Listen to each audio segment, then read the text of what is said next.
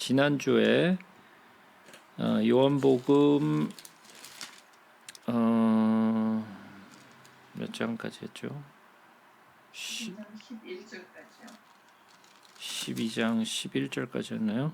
네, 그러면 그 이후의 내용을 좀 살펴보도록 하겠습니다. 그 이튿날에는 명절에 온 큰 무리가 예수께서 예루살렘으로 오신다는 것을 듣고 종려나무 가지를 가지고 맞으러 나가 외치되 호산나 찬송하리로다. 주의 이름으로 오시는 이 곧 이스라엘의 왕이시여 하더라. 예수는 한 어린 나귀를 보고 타시니 이는 기록된 바 시온에 따라 두려워하지 말라 보라 너희 왕이 나귀 새끼를 타고 오신다함과 같더라.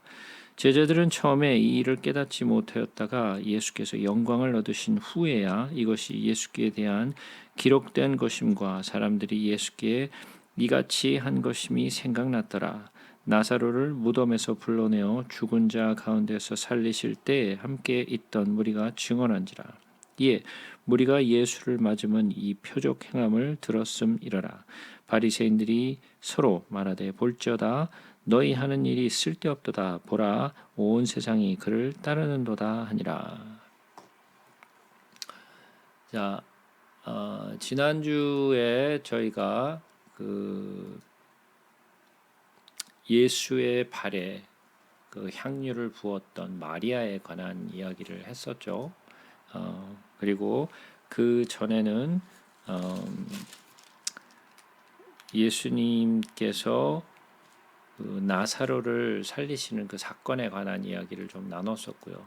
그래서 그 이야기를 통해서 우리가 예수님이 이제 마지막 십자가를 향하여 오시는 그 사역의 이제 말기죠. 이제 끝 부분에 이제 오셨는데 이제는 예수님이 십자가를 앞에 두고 제자들과 함께 이제 하시는 시간을 가지시는데 그러기에 앞서서 예수님이 이제 예루살렘에 입성하시는 그런 사건을 우리가 이제 12장 중간부터 이제 보게 되는 거죠. 예수님이 예루살렘으로 이제 들어오시는데 자, 그 이튿날에는 하고 시작을 했어요. 그러면 그 이튿날은 어느 이튿날을 이야기하는 건가요? 예? 어느 이튿날을 지금 말씀하시고 계시는 건가요? 언제부터 이튿날이에요?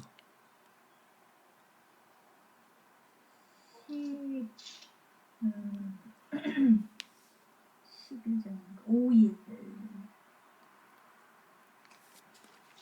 자, 12장 첫 부분에 보시면 6월절 엿새 전에라고 엿새 전에. 말씀을 하시죠. 그렇죠? 6월절 엿새 전에 그랬으니까 그러면 며칠이죠? 이날이? 6월절이 14일.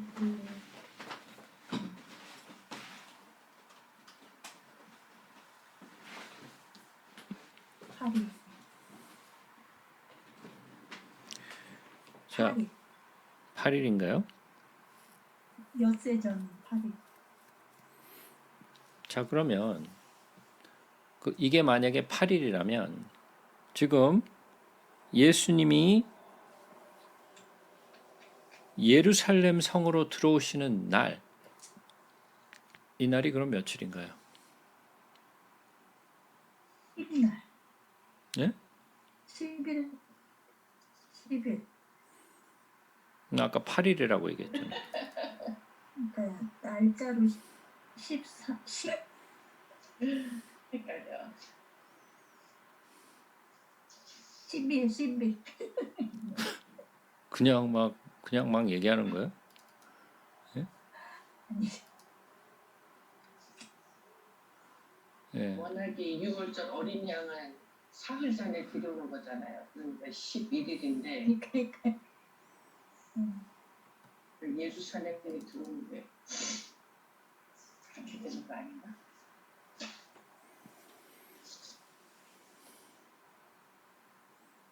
자, 그 12절 밑에 예루살렘에 오시는 날이 10일인 거잖아요. 자, 예루살렘에 들어오시는 날이 10일이죠. 그러면 그러면 12장 네. 6월절 엿새 전에라고 얘기한 거는 며칠일까요? 그러면 10이죠. 13, 12, 11. 9일이 되는 거죠. 9일이네, 9일. 9일이 돼서 그 이튿날이니까 10일이 되는 거죠. 그죠? 예, 이 부분에 대해서는 이제는 좀 확실하게 좀 이해를 하셨으면 좋겠는데 이게 아직까지도 잘 어려우신가 봐요.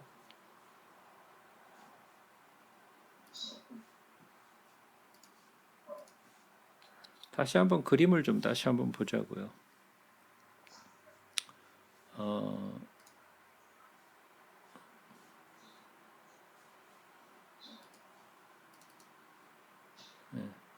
이 그림을 보시게 되면 이거는 제가 출애굽기 했을 때 그 출애굽기 12장 그 6월절이 처음 시작됐던, 즉 다시 말해서 모세가 이스라엘 백성들을 애굽에서 이제 이끌고 나올 때에 이 6월절을 이제 처음 지내게 되죠. 그 6월절을 처음 지내게 되었을 때 그때를 제가 설명했을 때 사용했던 표예요. 자, 여기를 보시면 6월절 양을 1년 된 양을 잡아서 그러니까 데리고 집으로 들어오는 날이 며칠이냐면 10일이에요. 그죠?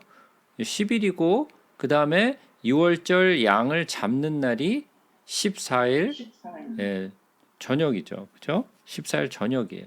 그러니까 요 10일은 지금 여기 예루살렘 성에 들어오시는 그 날, 우리가 그 이스터를 보낼 때 이 날을 무슨 날이라고 얘기하냐면 팜 선데이라고 얘기를 하죠.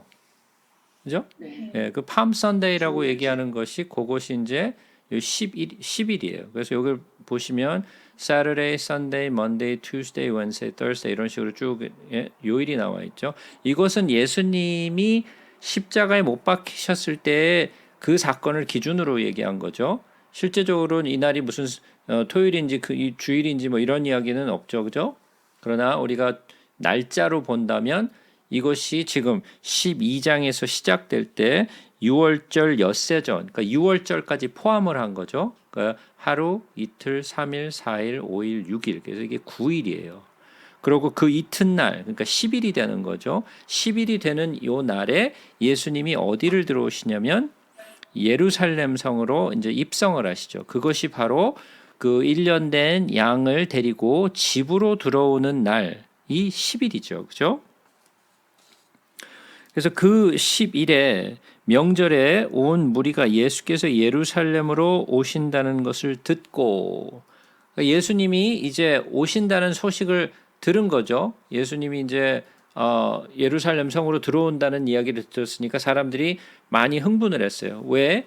많은 사람들이 예수님이 병을 고치시고 귀신을 쫓으시고 행하시는 많은 이적과 기사를 보면서 그들이 이분은 메시아다라고 생각을 했어요. 그러니까 메시아는, 그들이 기대하고 있던 메시아는 이제 우리를 로마로부터 이제 우리를 해방시켜서 예전에 다윗이 가졌던 그 이스라엘의 영광을 다시 한번 회복하는 그런 것들을 꿈꾸고 있었어요. 그렇기 때문에 사람들이 예루살렘에서 예수님이 들어오신다는 소리를 듣고 흥분을 했고 너무너무 좋아했어요. 그렇지만 요 날로부터 예수님을 십자가에 못 박는 데까지는 일주일도 시간이 걸리지 않아요. 그죠? 이 사람들이 예수가 예루살렘 성에 들어오셨을 때 정말 흥분하면서 자기의 겉옷을 벗고 정말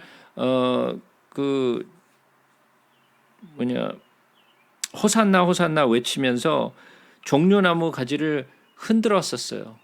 그러나 예수님을 십자가에 못 박혀 죽어라 죽여라라고 얘기하는 데까지는 정말 며칠밖에 걸리지 않았다라는 거예요. 비참한 일이죠.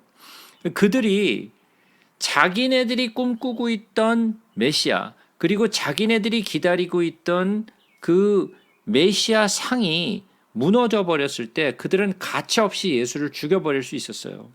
그것이 얼마나 무서운가를 한번 생각해 보시라는 거예요. 다시 한번 보자고요. 종려나무를 가지고 맞으러 나가 외치되 호산나 찬송하리로다. 자, 호산나의 뜻이 뭐라 그랬죠? 호산나? 우리를 구원하소서. 예, 우리를 구원하소서. 오늘 우리를 구원하소서. 지금 우리를 구원하소서라는 뜻이죠. 그러니까 그들의 구원은 간절했어요. 우리를 구원해 달라라는 바람은 간절했는데 그들이 구하는 구원은 뭐냐라는 거예요. 그들이 바라고 있는 구원은 실제적으로 정말 예수님이 전하셨던 영원한 나라에 대한 약속, 구원이 예수님이 가르치셨던 그 구원과는 좀 다른, 그들이 생각하고 있던 것은 이스라엘의 회복의 구원이었어요. 그러니까 그들이 생각하고 있는 구원과 예수님이 전하고 있는 구원은 좀 동떨어진 사건이었어요. 요한복음을 통해서 여러분들이 많은 것을 보신 것처럼 예수님은 어떠한 이야기를 하고 계시는데 사람들은 엉뚱한 이야기를 하고 있죠. 단어는 같은데 서로가 이해하고 있는 것이 너무나 차이가 커서 대화가 안 될 정도였어요. 예수님은 하나의 영적인 것을 말씀하시는데 사람들은 육적인 것에 대해서 말을 하죠. 그래서 그들은 정말 예수 그리스도께서 가르치시는 것을 이해하지 못하고 자기 나름대로 해석을 해서 그들은 모든 것을 이해하고 모든 것을 뭐라고 해야 되나? 모든 것들을 자기의 방법대로 해석하고 이야기를 나눴어요. 여기서도 보시면 호산나 찬송하리로다 주의 이름으로 오시느니 곧 이스라엘의 왕이여 하시더라. 여기서 이스라엘의 왕이다라는 것은 그들이 정말 기다렸던 메시아는 이스라엘의 왕이었어요. 다윗의 왕위를 이을 그러한 이스라엘의 왕, 그 메시아를 기다리고 있었던 거죠. 예수는 한 어린 나귀를 보고 타시니, 예수님이 나귀를 가지고 오라라고 했을 때 나귀가 둘이 왔어요. 하나는 어미 나귀가 왔고 하나는 어린 나귀가 왔어요. 그죠? 한 번도 등에 무언가를 태워본 적이 없는 어린 나귀와 어미 나귀가 있었는데 예수님은 어미 나귀를 타신 것이 아니라 어린 나귀를 타셨어요. 그죠? 이 이야기는 제가 마태복음에서 설명했으니까 더 이상 설명하지 않을게요. 이는 기록된 바 시온 딸아 두려워하지 말라 보라 너희 왕이 나귀 새끼를 타고 오신다 함과 같더라. 이 이야기는 어디에 나오는 거냐면 스가랴서에 대한 스가랴서에 예언되어 있는 이야기죠. 그 일을 성취하신 거죠. 예수님이 어린 나귀를 타고 오시는 예수님의 그 스가랴의 예언을 성취하시는. 그래서 왜 어린 나귀를 타고 오셨는지에 대해서는 제가 설명을 드렸으니까 제가 설명하지는 않을게요. 제자들은 처음에 이 일을 깨닫지 못하였다가 예수께서 영광을 얻으신 후에야 이것이 예수에 대한 기록된 것임과 사람들이 예수께 이같이 한 것임이 생각났더라. 그들은 예수님이 하시고 있는 일들을 경험했지만 오히려 그들은 이전에 기록된 말씀을 이것과 비교해서 이해하지 못했어요. 그죠? 언제 그들이 깨달았느냐면 예수께서 영광을 얻으신 후에야. 예수께서 영광을 얻으신 후에가 언제? 예수께서 언제 영광을 얻으셨어요?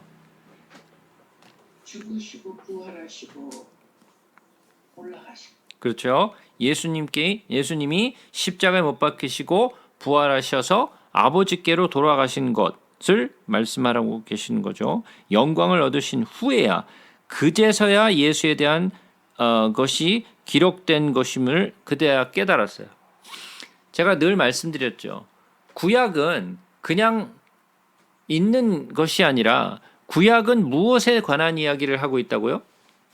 예수님. 예, 예수에 관한 이야기를 하고 있죠. 그럼 신약은 그것도 예수님. 예, 당연히 그것도 예수죠.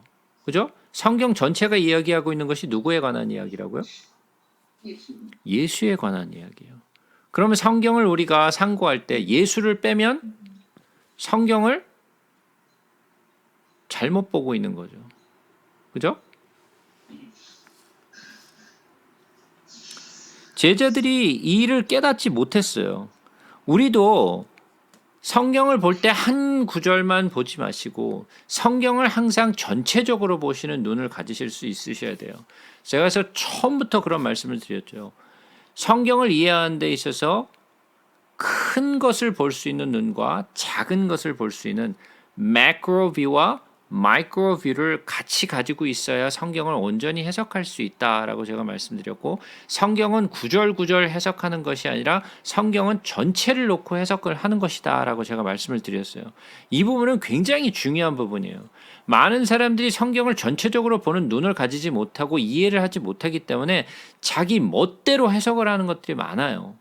그러나 우리는 그런 식으로 성경을 해석하는 것이 아니라 성경 전체에 나오는 것들을 오며 가며 구약에서든 신약에서든 같이 볼 수 있는 눈이 있어야 돼요. 나사로를 무덤에서 불러내어 죽은 자 가운데서 살리실 때 함께 있던 무리가 증언한지라.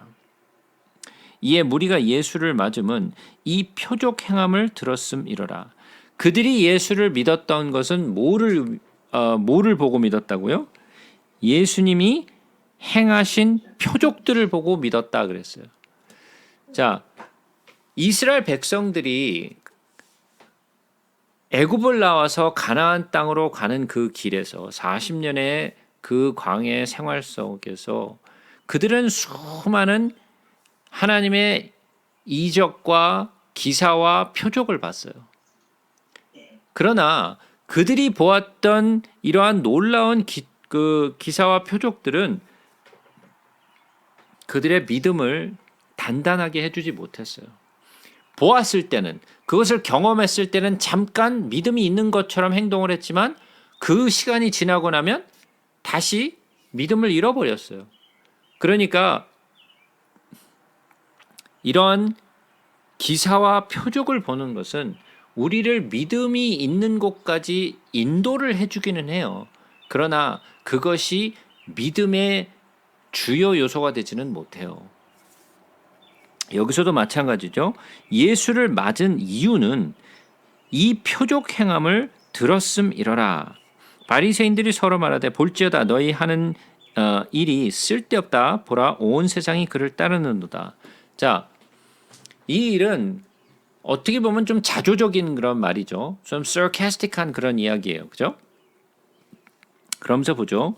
명절에 예배하러 올라온 사람 중에 헬라인 몇이 있는데, 자 그러면 이 명절은 무슨 명절을 얘기하고 있는 거죠? 그렇죠. 유월절을 얘기하고 있는 거죠. 예, 성인이 하나님 앞에 성전에 나와야 되는 3개의 절기가 있어요. 그죠? 3대 절기죠. 자기의 몸을 하나님의 성전 앞에 보여야 되는 3대 절기가 있는데 그 절기는 유월절 또는 무교절, 그리고 초실절이요?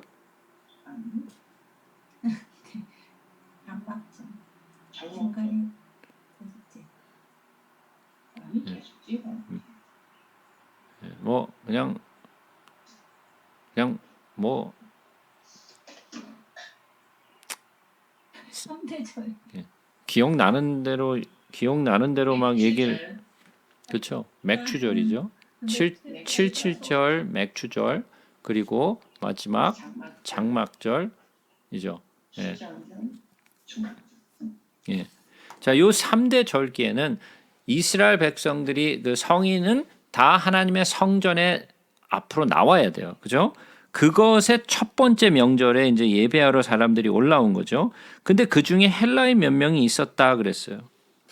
근데 그들이 갈릴리 벳사다 사람 빌립에게 가서 청하여 이르되 선생이여 우리가 예수를 배웁고자 하나이다 하니 빌립이 안드레에게 가서 말하고 안드레와 빌립이 예수께 가서 여쭈니 예수께서 대답하여 이르시되 인자가 영광을 얻을 때가 왔도다. 자, 이거는 한번 곰곰이 생각해 볼 만한 이야기인 것 같아요.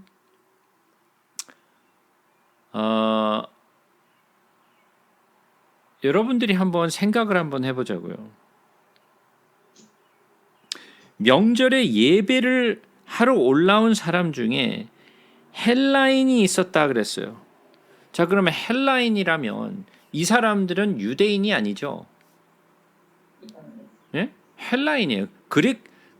그리스 사람들이에요. 그죠? 그리스 사람이 올라왔어요. 그러면 이 사람이 올라온 이유는 뭐예요? 이 명절 때문에 올라온 거잖아요. 그죠? 명절에 예배하러 올라온 사람인데 이 사람들은 이스라엘 사람 또는 유다 백성이 아니에요. 그리스 사람이에요. 그죠? 이 사람들에게는 이 율법이 적용되지 않아요. 이 율법은 이스라엘에게 주어진 율법이지 이방인에게 주어진 율법이 아니에요. 그죠? 그런데 이 이방인이 같이 올라왔어요. 이 명절을 예배하기 위해서 같이 올라왔는데 이 사람이 갈릴리 벳사다 사람 빌립에게 가서 청하여서 선생이여 우리가 예수를 배웠고자 하나이다 그랬어요. 자, 이 사람들이 올라온 이유는 6월절 명절에 예배하기 위하여 올라왔다라고 그랬는데 그들이 이 성전에 올라와서 찾았던 것이 뭐예요? 예수님. 그렇죠. 예수였어요. 선생이여 우리가 예수를 배우고자 하나이다. 우리가 찾아야 될 것이 무엇이냐? 제사가 아니에요. 네? 성전이 아니에요. 무엇을 찾아야 되는 거예요? 예수를 찾아야 되는 거예요. 예수를. 이것이 우리가 찾는 것이어야 돼요. 우리가 예배당에 들어가서도 우리가 예배 시간에 찾아야 되는 것이 뭐예요? 예수예요. 내가 예수를 배우고자 하나이다. 내가 예수를 배우고자 하는 거예요. 다른 것을 찾으러 온 것이 아니에요. 내가 복을 받으러 온 것이 아니에요. 교제를 하러 오는 것이 아니에요. 밥 먹으러 오는 거 아니에요. 우리가 예배당에 모이는 이유는 내가 예수를 배웁기 원하나이다. 이게 중요한 거예요. 우리가 찾아야 될 것은 성전이라는 어마어마한 거대한 건물이 아니에요. 거기에서 벌어지고 있는 어떤 율법의 행위가 아니에요. 우리가 찾아야 하는 것은 예수예요. 근데 누가 찾았어요? 그리스 사람들이 찾더라는 거예요. 이방인이 예수를 찾더라는 거예요. 이것이 정말 중요해요. 저는 이 요한복음 12장의 말씀을 볼 때마다 늘 생각하는 게 이거예요. 내가 예수를 배웠기를 원하나이다. 내가 예수를 배웠기를 원하나이다. 네, 이것이 우리가 가장 찾는 것이어야 되는 거죠. 인자가 영광을 얻을 때가 왔도다. 그 때가 언제예요? 예수 그리스도가 십자가에서 죽으시는 것을 말하는 거죠. 그때 예수가 십자가에 못 박히시는 때를 말씀하고 계시는 거예요. 내가 진실로 진실로 너에게 이르노니 한 알의 밀이 땅에 떨어져 죽지 아니하면 한 알 그대로 있고 죽으면 많은 열매를 맺느니라. 자, 예수님이 이 땅에 오셔서 하셔야 하는 일이 뭐예요? 예, 우리를 위하여 죽으셔야 되는 일이에요. 그가 우리를 위하여 죽지 않으면 우리의 모든 것이, 우리의 소망이 없어요. 우리는 구원이 없어요. 그죠? 예수께서 우리를 위하여 죽으시고 부활하셔야 돼요. 그러니까 한 알의 밀이 땅에 떨어져. 자, 하나님이 아담을 지으셨죠. 아담을 지으셨어요. 그래서 무엇으로 만드셨죠? 땅의 흙으로 만드셨어요. 그래서 아담이라 부르셨어요. 그죠? 그것은 그 아담이라는 것은 땅이란 뜻이에요. 그죠?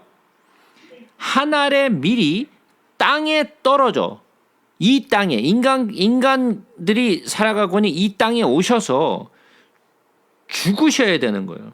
죽으시려면 육신을 입고 오셔야 돼요. 영이 죽을 수 없기 때문에, 예? 영이 죽을 수 없기 때문에 육체를 입고 이 땅에 오셔야 돼요. 이 땅에. 그래야 죽으실 수 있으시기 때문에. 죽으시는 이유는 뭐예요? 그가 피를 흘리셔야 되기 때문에. 왜? 피가 죄를 사하기 때문에 그래요. 피를 흘리셔야 되기 때문에 그래요.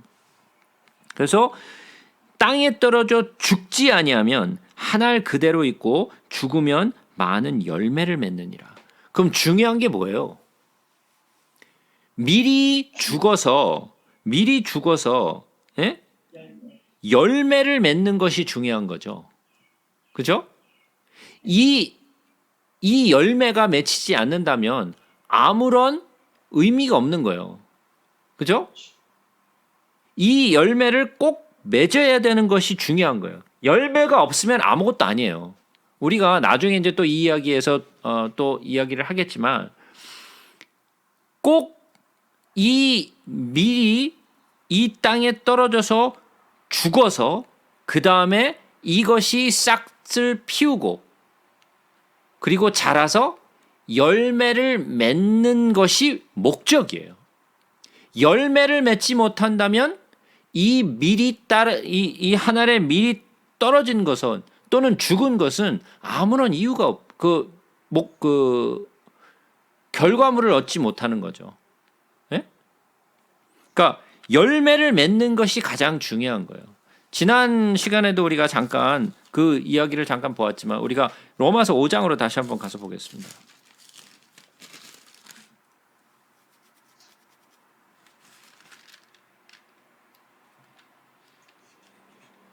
로마서 5장 가서 보시면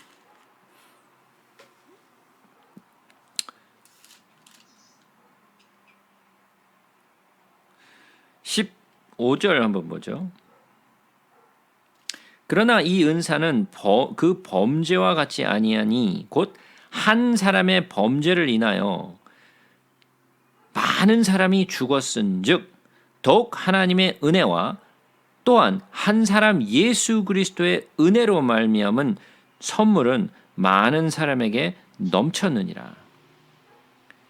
17절에 보니까 한 사람의 범죄로 말미암아 사망이 그 한 사람을 통하여 왕노릇하였은즉 더욱 은혜와 의의 선물을 넘치게 받는 자들은 한 분 예수 그리스도를 통하여 생명 안에서 왕노릇하느니라. 자, 그러면 우리가 한 사람 19절에 보니까 이런 말씀이 있죠. 한 사람이 순종하지 않으므로 아담이죠. 많은 사람이 죄인 된 것 같이 한 사람의 순종함으로 많은 사람이 의인이 되리라. 아담으로 인하여 모든 인류가 죄 가운데로 들어갔죠. 그러나 예수 그리스도로 말미암아 우리가 그 죄에서 건짐을 얻죠. 예수가 이 땅에 오셔서 한 알의 밀알이 되어서 죽으심은 우리에게 열매를 주시고자 함이라. 그럼 열매는 뭐예요? 예? 열매가 뭐예요?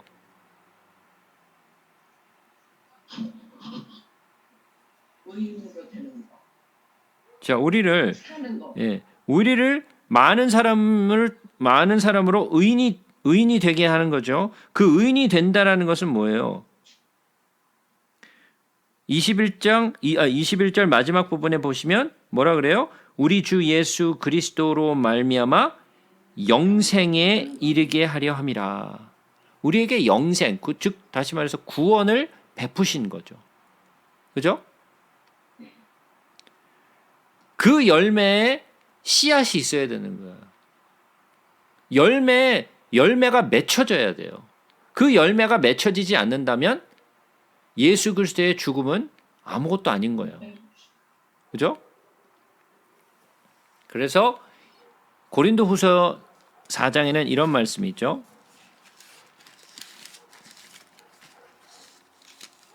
고린도후서 4장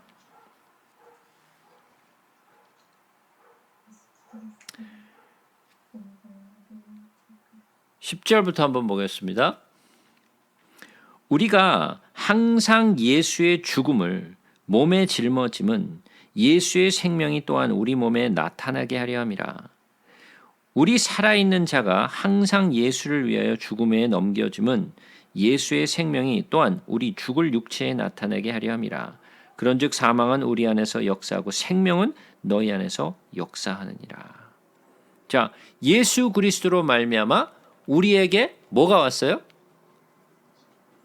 생명이 오는 게 됩니다. 생명이. 왜? 그가 생명이시기 때문에. 그죠? 그가 생명이시기 때문에 내가 그의 생명을 얻게 되는 거죠. 그죠? 자, 그럼 계속해서 보겠습니다. 자기의 생명을 사랑하는 자는 잃어버릴 것이요. 이 세상에서 자기의 생명을 미워하는 자는 영생하도록 보존하리라. 자, 자기의 생명을 사랑하는 자는 잃어버릴 것이요. 이 세상에서 자기의 생명을 미워하는 자는 영생하도록 보존하리라. 자, 자기의 생명을 사랑하는데 잃어버린다는 말이 뭔 말이에요, 그러면?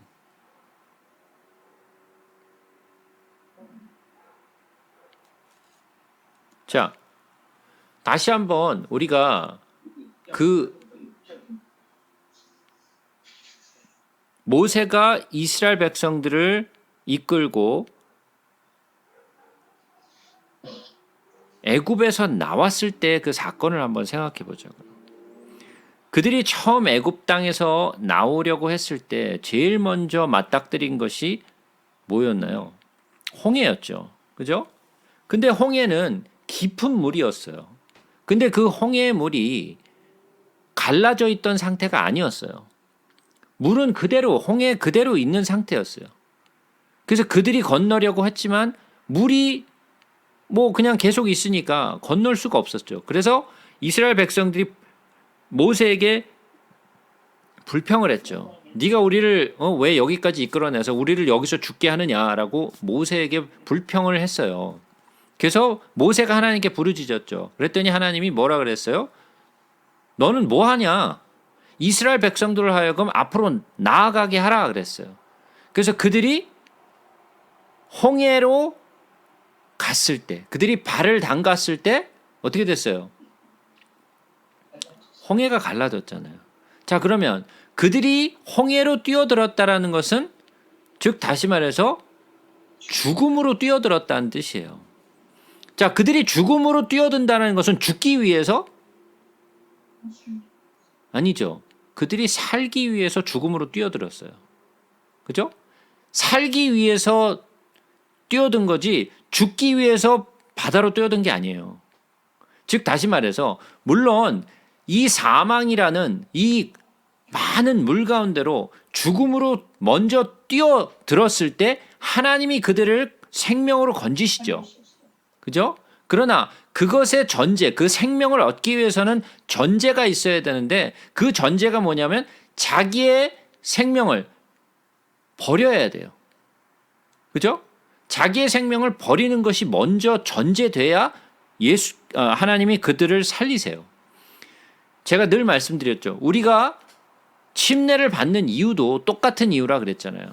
우리가 먼저 옛사람이 죽고 예수로 말미암아 우리가 새로운 생명으로 다시 사는 것.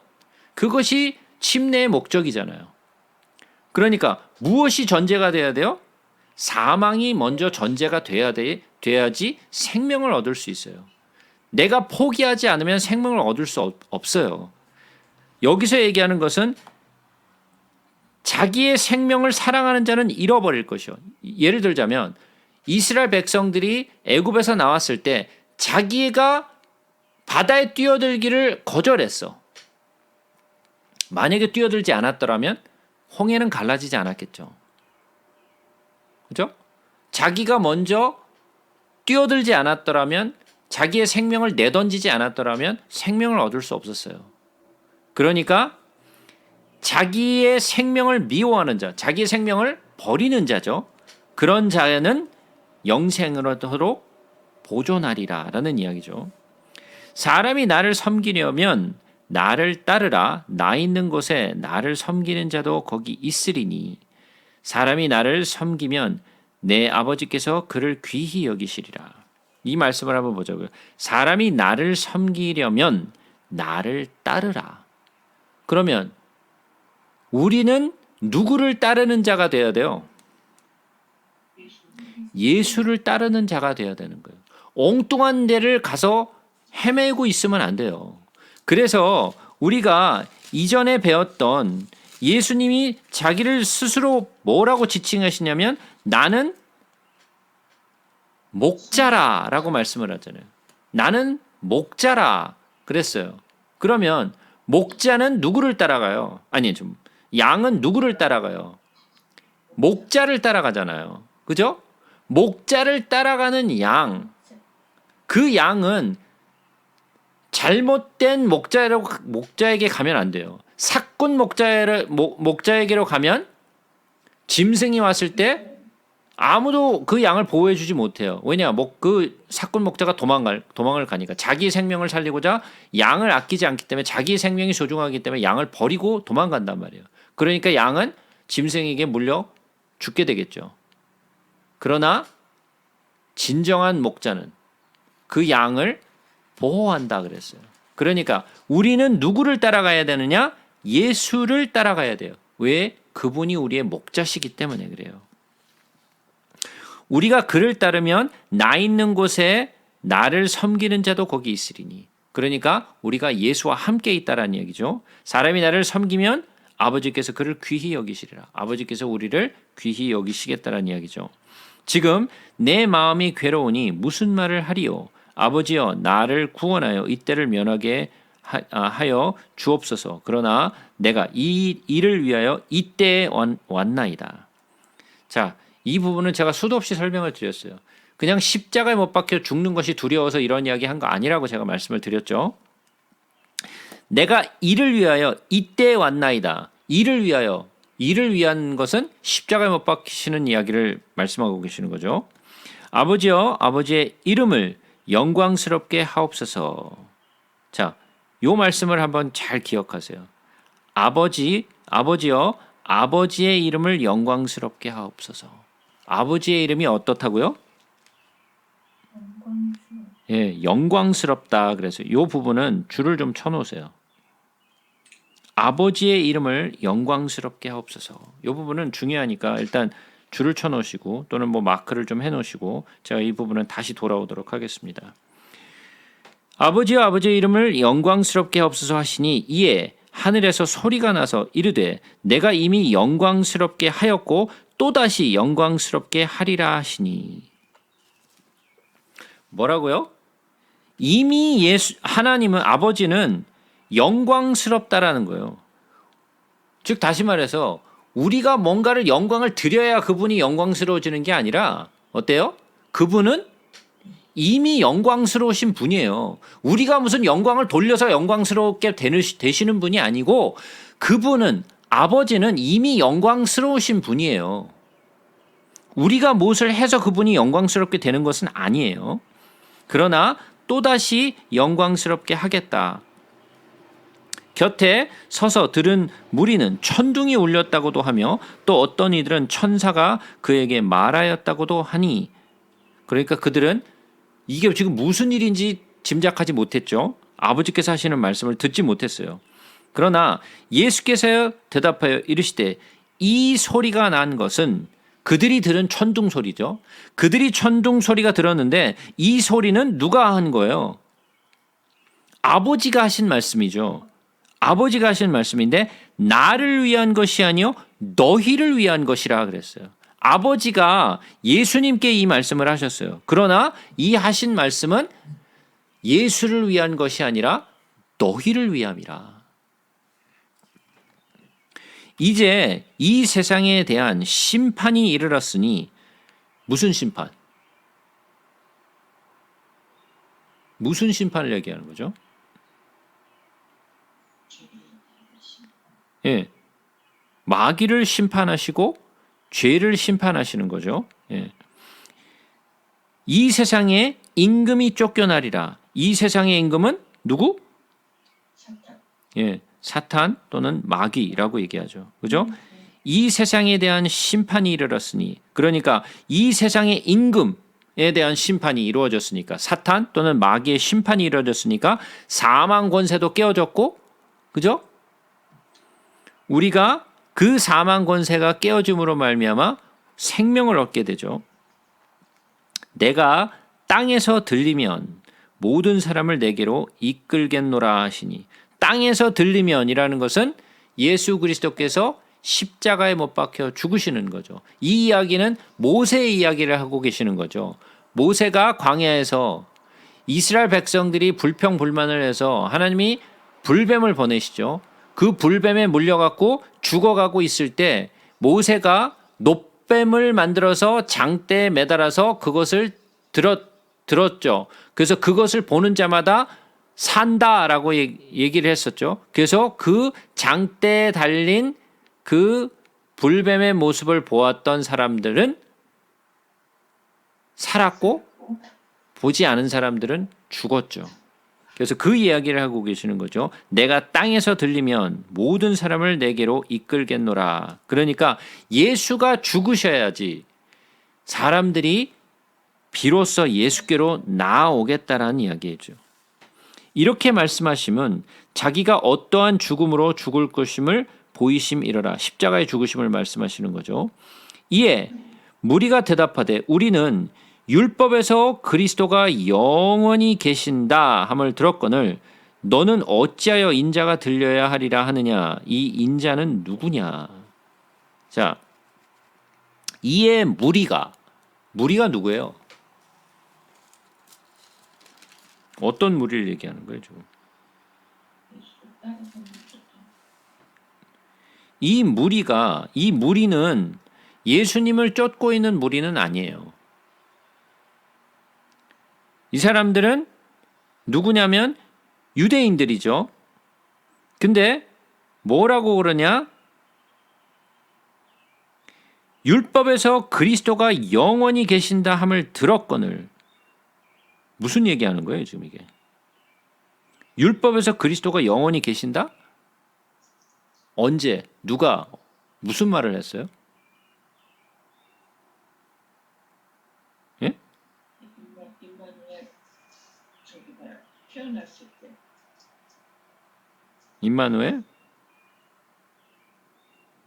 율법에서 그리스도가 영원히 계신다. 율법은 뭐예요?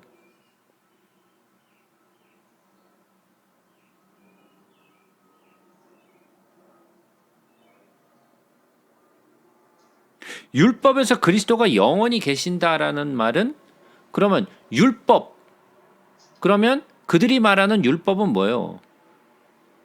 모세의 율법이죠. 그죠? 모세의 율법이에요. 그들이 얘기하고 있는 율법이라는 것은 모세의 율법을 이야기하고 있어요. 그러면 모세가 이러한 이야기를 했나요?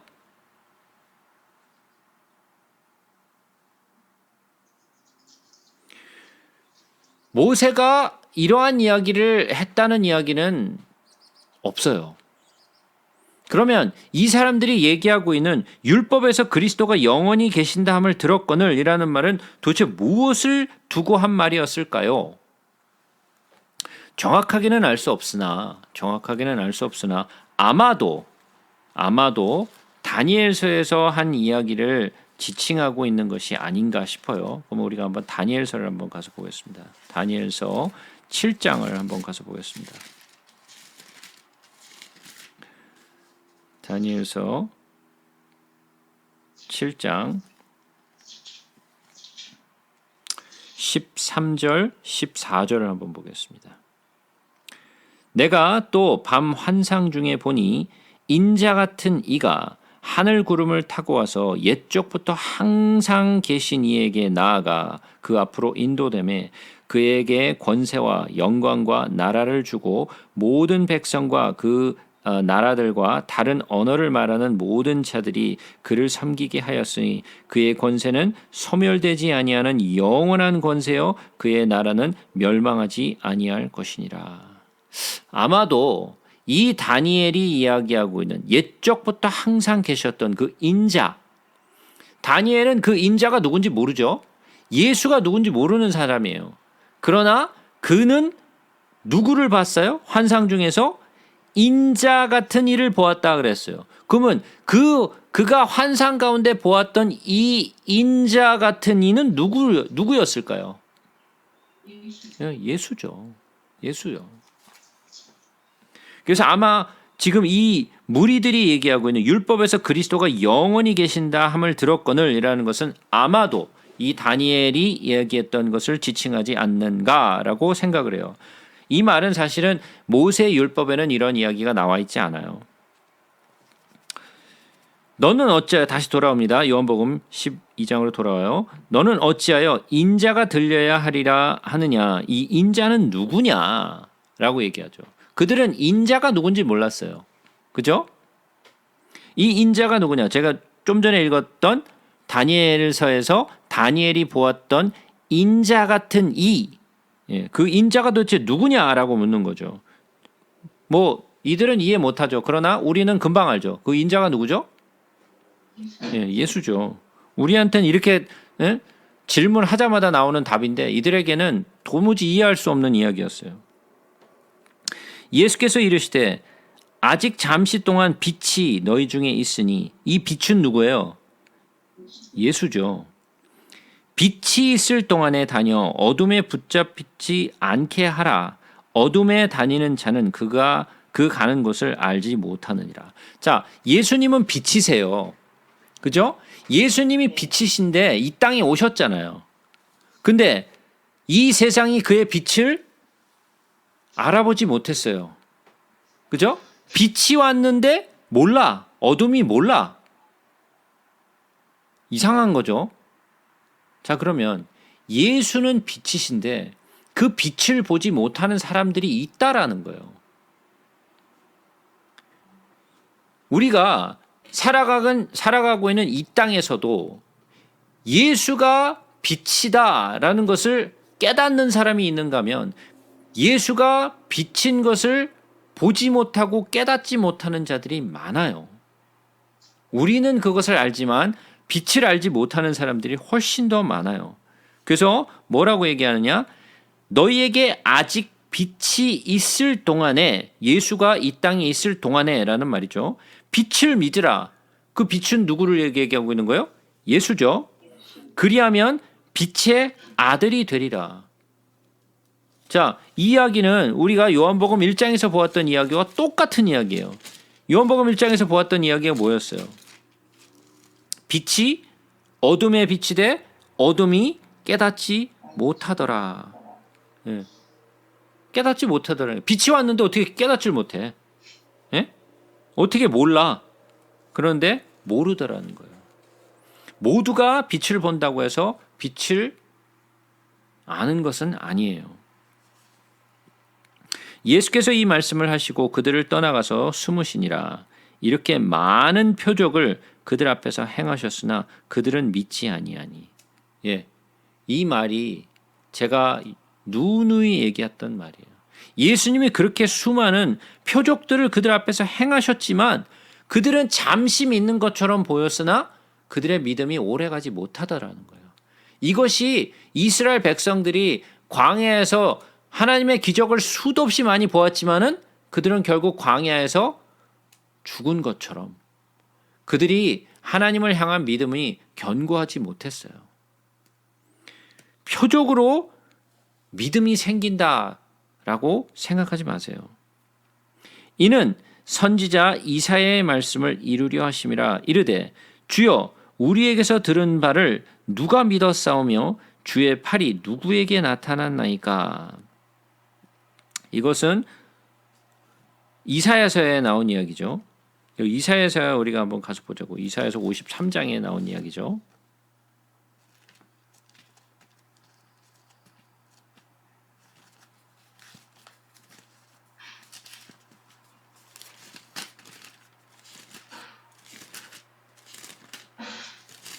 이사야서 53장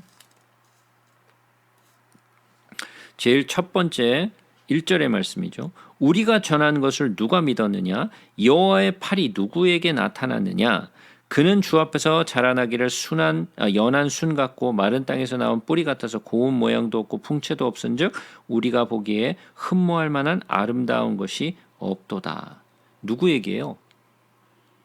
예수 얘기죠. 예수 얘기예요. 다시 돌아옵니다.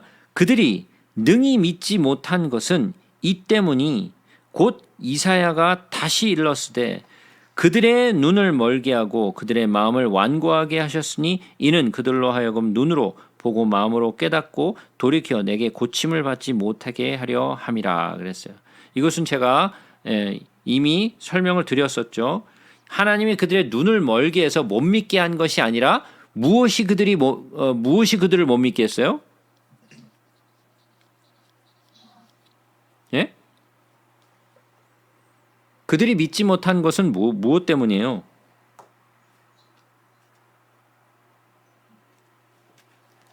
그들이 갖고 있는 지식 가치에 선입견, 그들의 선입견이에요?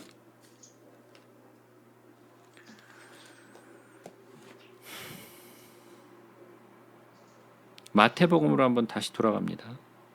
마태복음 13장.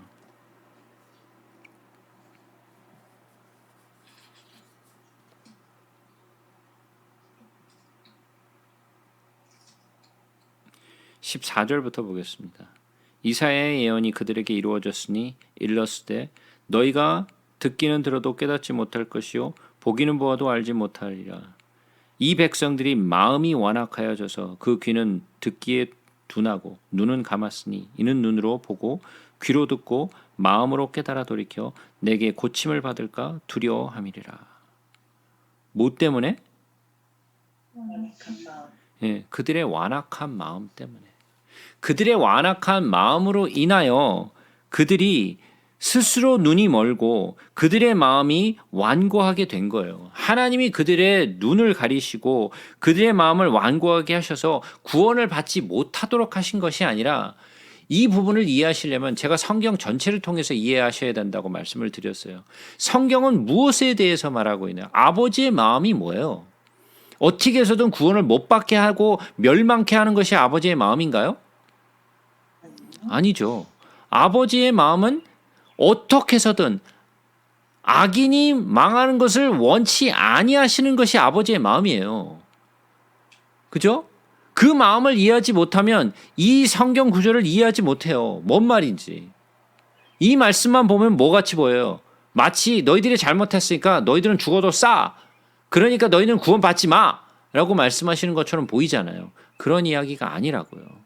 그러니까 성경을 온전히 이해하지 못하면 엉뚱한 해석들을 하고 있는 거예요.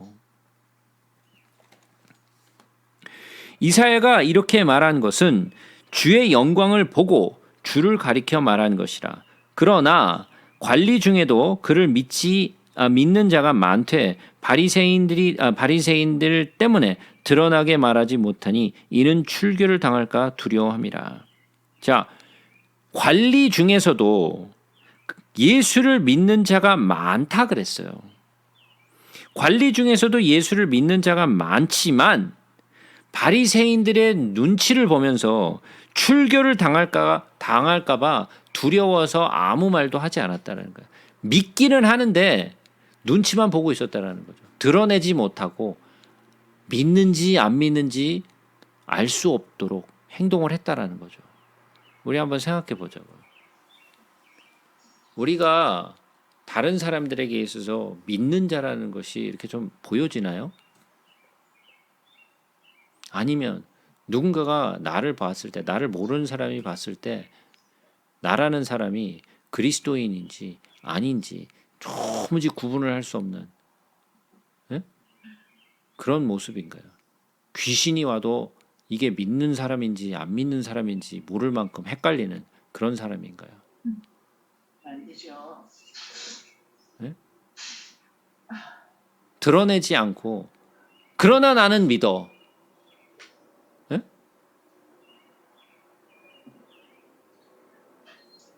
굉장히 부끄러운 믿음이죠.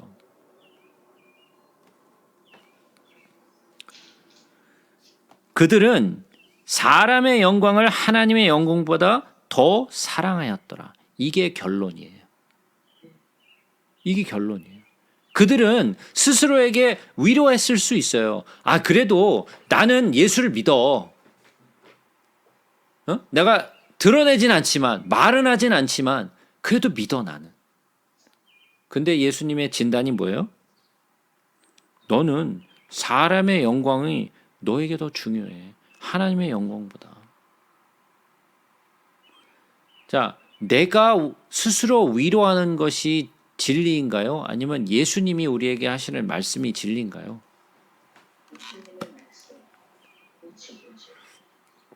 나는 내 스스로를 위로하면서 그렇게 말할 수 있으나 예수님의 진단은 완전히 다른 진단일 수 있어요.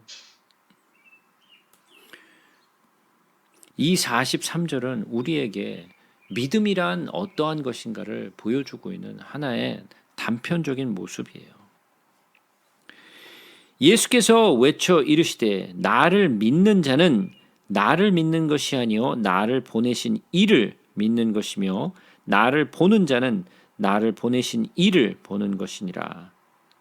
자, 우리가 예수를 믿으면 나를 보내신 이를 믿는 것, 아버지를 믿는 거죠. 그리고 나를 보는 자는, 예수를 보는 자는 나를 보내신 이를 보는 것이라, 아버지를 보는 것이라. 자, 예수님이 정확하게 말씀을 하셨어요. 우리가 예수를 믿는 것은 예수를 믿음으로 말미암아 우리가 아버지를 믿는 것이고, 우리가 예수를 본 자는 아버지를 본 자라는 거예요. 이 말씀을 하셨는데 나중에 빌립이 엉뚱한 소리 하죠. 좀 있다가 빌립이 14장에 가서 무슨 이야기를 하죠? 14장에 가서 빌립이 8절에 보니까 이런 말을 하죠. 빌립이 이르되 주여 아버지를 우리에게 보여주옵소서. 그리하면 족하겠나이다. 빌립이 지금 예수님의 말씀을 듣고 있는 걸까요? 안 듣고 있는 걸까요? 예? 안 듣는 거죠. 안 듣고 있죠? 예? 예수님이 말씀을 하시는데 전혀 집중하고 있지 않아요. 예. 아니, 이야기 다 해줬잖아. 나를 믿는 자는 아버지를 믿는 것이고 나를 본 자는 아버지를 보았다라고 얘기를 했는데 나중에 가서 아버지를 보여주옵소서 그러면 족하겠습니다라고 얘기하면 예수님이 너 뭔 소리 하니? 그런 생각하실 거 아니에요. 제가 그런 생각하거든요.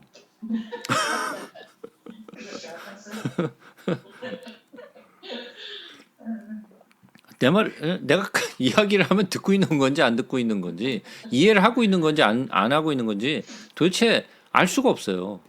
예? 예수님이 말씀을 하세요. 나를 믿는 자는 아버지를 믿는 것이고 나를 본 자는 아버지를 본 자다. 제가 저번에도 말씀을 드렸어요. 제가 예수 맨날 얘기하니까 아니 그러면 저 사람은 예수만 중요하고 아버지는 하나도 안 중요하고 성령도 하나도 안 중요하고 예수만 그냥 중요한가? 예? 그게 아니라 그랬죠. 예? 왜 우리가 예수를 귀하게 그리고 예수를 찾는 거예요? 그분만이 길이요 진리요 생명이시기 때문에 그래요. 그것은 내가 정하는 게 아니잖아요. 그건 예수님이 말씀하신 거예요. 나를 통하지 않고서는 아버지께로 갈 자가 없다 그랬단 말이에요. 그러니까 유일한 길이죠. 그 길로만 가야 돼요. 다른 길이 없어요. 그러니까 예수를 통하지 않으면 우리는 아버지께로 갈 수가 없어요. 그러니까 예수가 우리에게 꼭 필요해요. 그죠?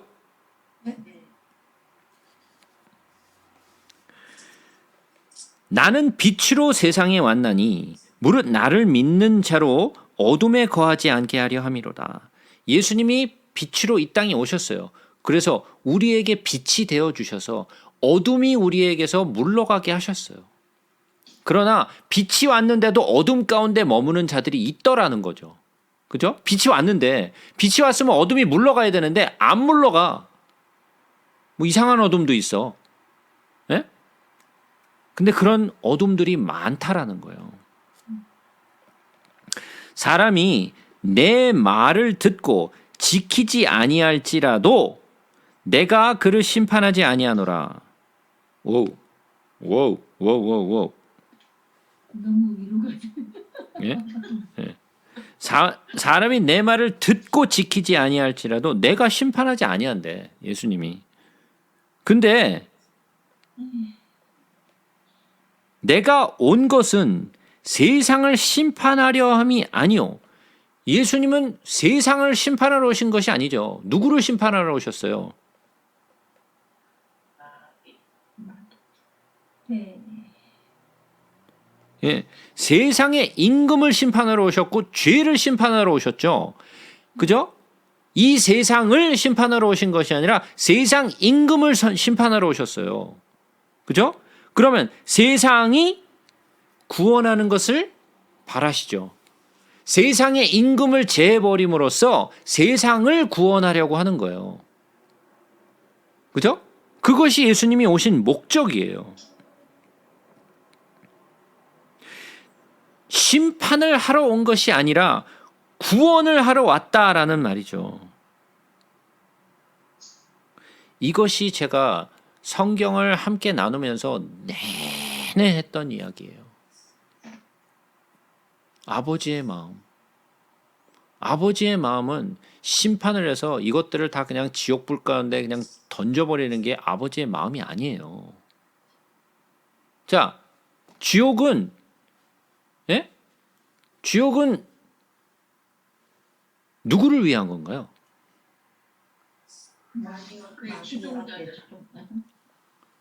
그죠? 마귀와 그를 따르는 천사들의 무리들을 위에서 준비된 것이 지옥이에요. 근데 거기를 들어가겠다고 머리를 막 싸매고 들어가는 사람들이 있다라는 거예요. 아니 거기를 너를 위해서 준비한 게 아닌데 왜 너 거기 들어가려고 하니? 왜 들어가니? 근데 자기 들어가겠다고 막 애를 쓰면서 거기 들어가는 사람들이 수도 없이 많이 있다라는 거예요. 너 거기 왜 들어가? 너를 위해서 준비된 게 아닌데 근데 거기 들어가겠다는데 어떻게 해 그거? 말릴 수가 없어요 하나님이. 이 땅에 오신 것은 심판을 하러 오신 것이 아니라 이 세상을 심판하러 오신 것이 아니라 세상 임금을 심판하러 오셨고 세상을 구원하려 오신 거예요. 그것이 예수가 오신 목적이에요. 이것은 정말 중요한 말씀이에요. 이 47절의 말씀은 정말 이 성경 전체를 관통하고 있는 제가 구약 내내 그리고 신약을 얘기하면서 이야기하고 있는 그 성경의 그 중심 그리고 그 가장 메인스트림에 있는 메시지예요. 이것은 빨간 줄을 뭐 그냥 쳐놓든지 무슨 하이라이터도 쳐놓든지 그냥 아주 빡빡 쳐놓으세요 그냥. 나를 저버리고 내 말을 받지 아니한 자를 심판할 리가 있으니 예수님이 심판하신다는 게 아니죠. 그죠? 나를 저버리고 내 말을 받지 아니하는 자를 심판할 이가 있으니 내가 한 그 말이 마지막 날에 그를 심판하리라. 자, 그러면 예수님이 심판하시고 싶다는 얘기예요? 예? 예수님이 심판하시고 싶다는 얘기예요? 뭐예요, 이게?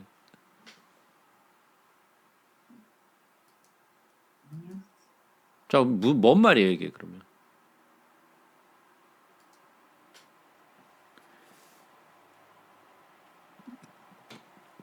나는 심판할 거 아니야. 예? 나는 심판할 게 아닌데 내가 한 그 말이 심판을 할 거야. 이게 무슨 말장난도 아니고 이게 뭔 소리야 이게 도대체? 예?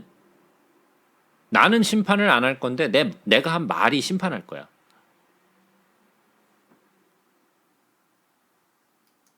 이게 뭔 말이야 이게?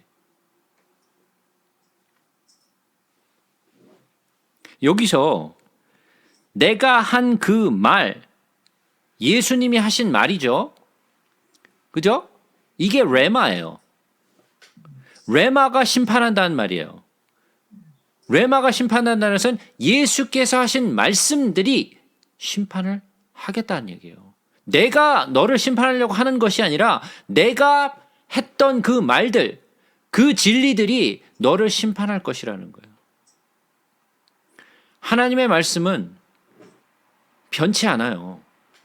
하나님의 말씀은 왔다 갔다 하는 말이 아니에요. 우리처럼 이 말했다 저 말했다 하는 게 아니라 예수님이 하신 말씀은 또는 하나님이 우리에게 주신 말씀들은 변치 않는 말씀들이에요.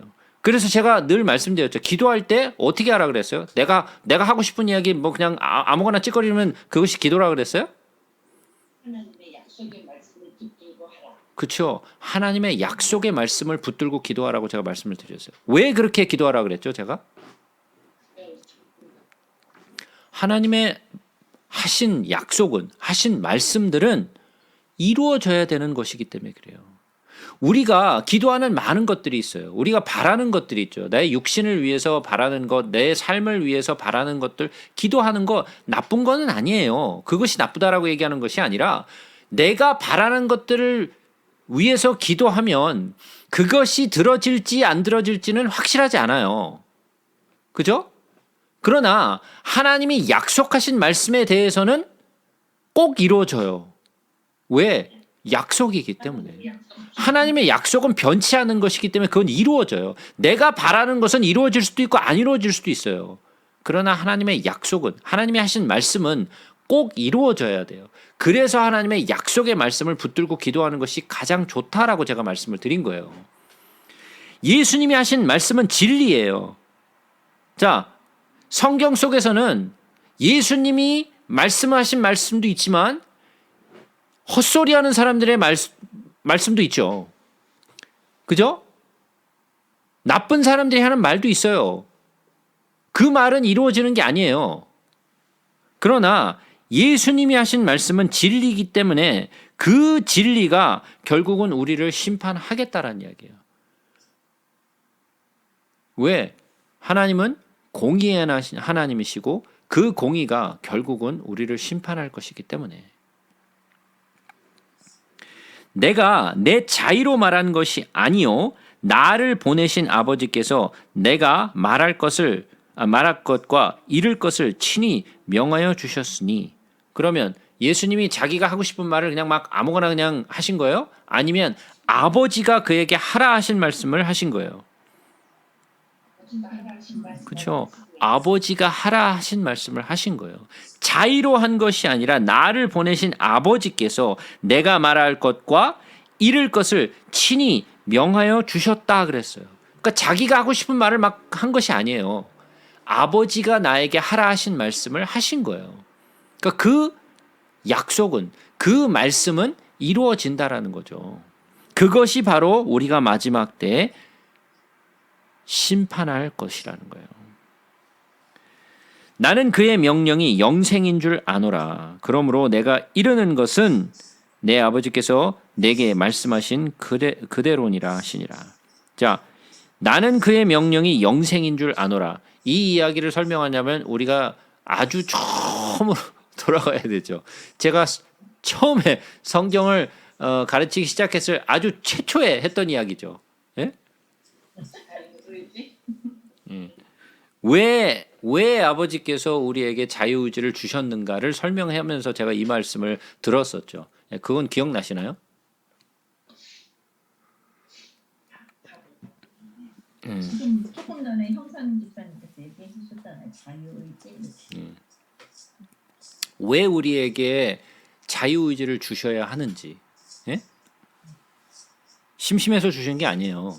우리에게 영원한 생명을 주시기 위한 유일한 방법이었기 때문에 그래요. 자, 13장을 봅니다.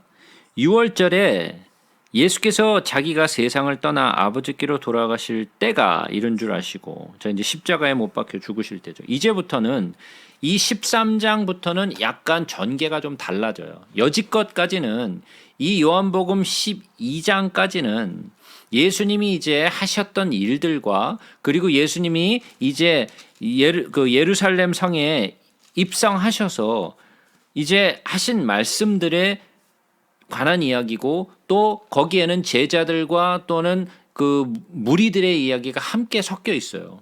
그러나 요한복음 13장으로 넘어가면서 약간 이야기의 전개가 좀 바뀌어요. 그래서 이 요한복음 13장부터 16장까지는 예수님이 제자들과 나누신 말씀들이에요. 여기에는 유일하게 어떤 무리들도 없고 바리새인 이런 사람들이 없어요. 오직 제자들에게만 나누시는 이야기예요. 그리고 17장에 가서는 예수님이 기도하시는 내용이 나오죠. 근데 이 내용에 보시면 13장부터 이 17장까지의 아버지라는 단어가 수도 없이 많이 나와요. 아버지. 예? 아버지라는 단어가 수도 없이 많이 나와요.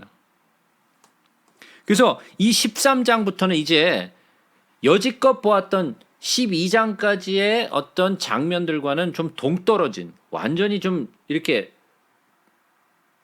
분위기가 전환되는 그런 변화가 13장에서 일어나요. 6월절 전에 예수께서 자기가 세상을 떠나 아버지께로 돌아가실 때, 십자가의 때죠. 이런 줄을 아시고 세상에 있는 자기 사람들을 사랑하시되 끝까지 사랑하시니라. 자, 이것도 제가 아까 말씀드렸던 12장 47절의 말씀과 같은 맥락에서 보셔야 돼요. 아버지의 마음이 뭐라고요? 예, 세상에 있는 자기 사람들을 사랑하시되 끝까지 사랑하시는 것. 이것이 아버지의 마음이에요. 그들을 구원하시고자 하는, 그들을 사랑하는 마음으로 그들을 구원하시고자 하는 것이 바로 아버지의 마음이요 예수의 마음이에요. 마귀가 벌써 시몬의 아들 가롯 유다의 마음에 예수를 팔려는 생각을 넣었더라. 자, 이 내용을 좀 잠깐만 보자고요. 마귀가 벌써 시몬의 아들 가롯 유다의 마음에 예수를 팔려는 생각을 넣었다 그랬어요. 자, 그러면 이 가롯 유다에게 예수를 팔려는 생각을 넣었어요. 그러면 유다는 지금 마귀가 그에게 예수를 팔려는 마음을 생각을 넣었는데 유다는 그 생각이 들어왔을 때 어떻게 반응해야 될까요? 쫓아냈어야죠, 그 생각을. 예. 우리의 마음에 그러한 생각을 마귀가 우리의 마음에 씨를 이렇게 심는 것은 우리가 그에게 문을 열어줬기 때문이에요. 예? 그에게 씨를 뿌릴 수 있는 이렇게 밭을 만들어줬어. 그래서 그가 씨를 뿌리는 거예요, 거기다가. 근데 그 씨가 들어왔을 때 그 마음에 생각을 넣어줬을 때 우리가 그것을 물리칠 수 있어야 돼요. 어떻게 물리쳐요? 예수의 이름으로. 예수의 이름으로. 예. 이게 제가 그 젊은 아이들을 가리킬 때 뭐 질문을 하면 답변이 항상 똑같은 답변이 나와요. 뭘 하면은 뭐 성경을 읽어야 된다, 뭐 기도를 해야 된다. 그러니까 똑같은 답변이 돌아오죠. 그러니까 무엇을 질문을 하든지 답변이 똑같아. 근데 맞는 대답이에요. 맞는 대답인데 알고 대답하는 게 아니라 그냥 답을 알고 있는 거죠. 예? 그러니까 답을 알고 있는 것이 아니라 우리가 이러한 생각이 우리에게 들어왔을 때 내가 이걸 물리쳐야 되는데 내가 스스로 이것을 막 물리치려고 노력을 하는 거예요. 이런 생각 가지면 안 되지. 이러면 안 되지. 그러면 생각이 나. 그러면 넘어가는 거예요. 예. 그러면 무너지는 거예요. 그죠? 제가 늘 말씀드렸어요. 우리에게는 그런 것을 이겨낼 수 있는 능력이 없어요. 그것이 구약 내내 보여준 말씀이에요. 네 능력 갖고 그거 이겨낼 수 없다라는 거예요. 예? 너 한번 해봐. 안 된다라는 거예요. 실패. 1000년이 넘도록 실패를 해요. 안 된다라는 거예요. 이 사람도 시도해보고 저 사람도 시도해보고 다 시도해봤는데 아무도 안 돼. 그죠? 그러니까 내 능력으로 그것을 이겨내려고 하지 말라라는 거죠. 그럼 누구의 능력으로 그럼 해야 돼? 성령. 그렇죠. 내가 성령께 맡겨야 되는 거예요. 내가 이겨낼 수 없기 때문에, 내가 이것을 뿌리칠 수 없기 때문에. 정령 먹는 중 예수는 아버지께서 모든 것을 자기 손에 맡기신 것과 또 자기가 하나님께로부터 오셨다가 하나님께로 돌아가실 것을 아시고 저녁 잡수시던 자리에서 일어나 겉옷을 벗고 수건을 가져다가 허리에 두르시고 이에 대하에 물을 떠서 제자들의 발을 씻으시고 그 두르신 수건으로 닦기를 시작하여. 자, 이 내용을 좀 잠깐 보도록 하겠습니다. 예수님이 이제 유월절 식사를 하시고 제자들의 발을 씻기세요. 저녁 먹는 중 예수께서 아버지께서 모든 것을 자기에게 맡기신 것과 자기가 하나님께로 오셨다가 하나님께로 돌아갔을 것을 아시고 저녁 잡수시던 자리에서 일어나 유월절 식사를 하시고 겉옷을 벗고 수건을 가져다가 허리에 두르셨다 그랬어요. 이것은 무슨 내용이냐면 예전에 주인과 이 종의 차이가 뭐냐면 종은 겉옷이 없어요. 종은 겉옷이 없어. 겉옷을 입는 것은 주인이 입는 거예요. 상전들이 입는 것이 겉옷이에요. 뭐가 있는 사람들이 겉옷을 입어요. 네? 근데 예수님이 겉옷을 벗었어요. 그러면 뭘 보여주시는 거예요? 예수님이 종의 모습을 보이시는 거예요. 하나님이 종이 되시는 거예요. 예? 하나님은 창조주세요. 그분은 모든 것의 만물의 주인이세요. 근데 그분이 겉옷을 벗었어. 종의 모습을 입고 제자들의 발을 씻기세요. 발을 씻기는 건 누가 씻기는 거예요? 종이 씻기는 거예요. 이건 주인이 하는 게 아니에요. 종이 하는 거예요. 그러니까 예수님이 스스로 자기가 종 되신 모습을 보이신 거예요. 제자들 앞에서. 그리고 그들의 발을 씻기세요.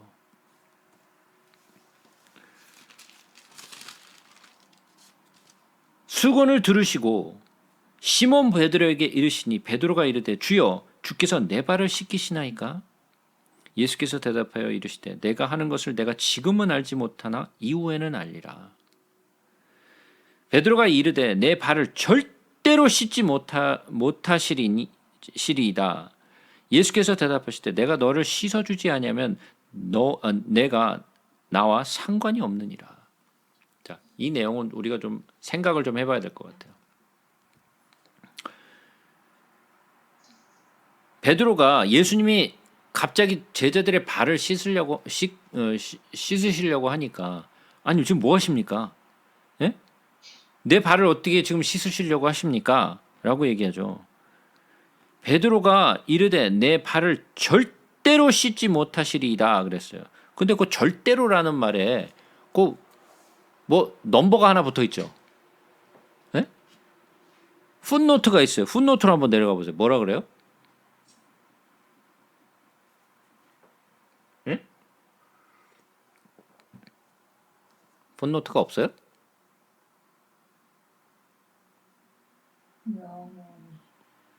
예. 절대로라는 말이 뭔 말이냐면 영원히 씻을 수 없어요. 내 발을 영원히 씻을 수 없습니다. 이런 일이 있을 수 없습니다. 영원토록 예수님은 제 발을 씻길 수 없습니다. 예? 절대로라는 말이 영원토록 내 발 씻기실 수 없습니다. 근데 예수님 뭐라 그래요? 야, 내가 네 발을 씻기지 아니하면 너와 내가 전혀 상관이 없다. 너와 내가 상관이 없다. 그랬더니 시몬 베드로가 뭐라 그래요? 주여, 내 발뿐 아니라 손과 머리도 씻어 주옵소서. 아, 이건 말은 청산유수야. 예? 우리하고 비슷해 보면, 그죠? 입만 살았어 보면. 예?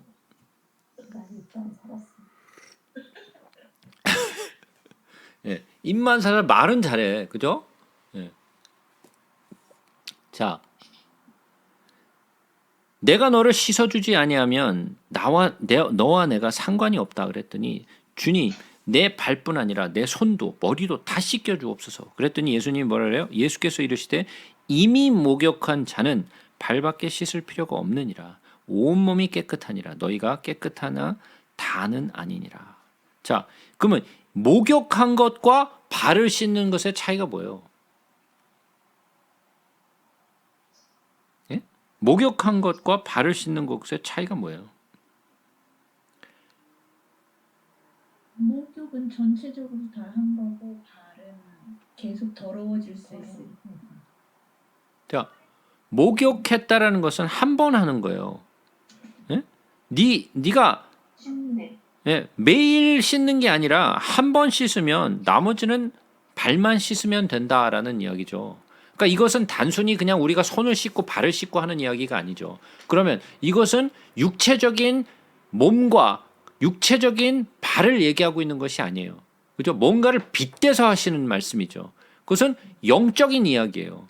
그러면 목욕한다라는 것은 뭐예요? 예. 목욕했다라는 것은 한 번 하는 거예요. 그러면 이 한 번의 씻음은 뭐예요? 나의 원죄, 내가 가지고 있던 원죄를 씻는 거예요. 단번에 한 번에 씻는 거예요. 이건 매번 뭐 씻고 또 씻고 하는 게 아니야. 우리는 여러분들 샤워 매일 하잖아요, 그죠? 예? 그런 개념이 아니라고요. 예? 여기서 얘기하는 목욕이라는 것은 한 번으로 씻겨지는 것. 즉 우리에게 있는 원죄 한 번만 받으면 돼요. 그거는 원죄를 계속 씻는 게 아니에요. 한 번 받는 거예요, 그거는. 그러나 나의 자범죄는 예? 자범죄는 매일 내가 하잖아요. 그죠? 내 생각 속에 일어나는 모든 죄들은 매일 짓고 있잖아요. 이것은 뭐 해야 된다? 그건 씻으라는 거죠. 그걸 씻으라는 거예요.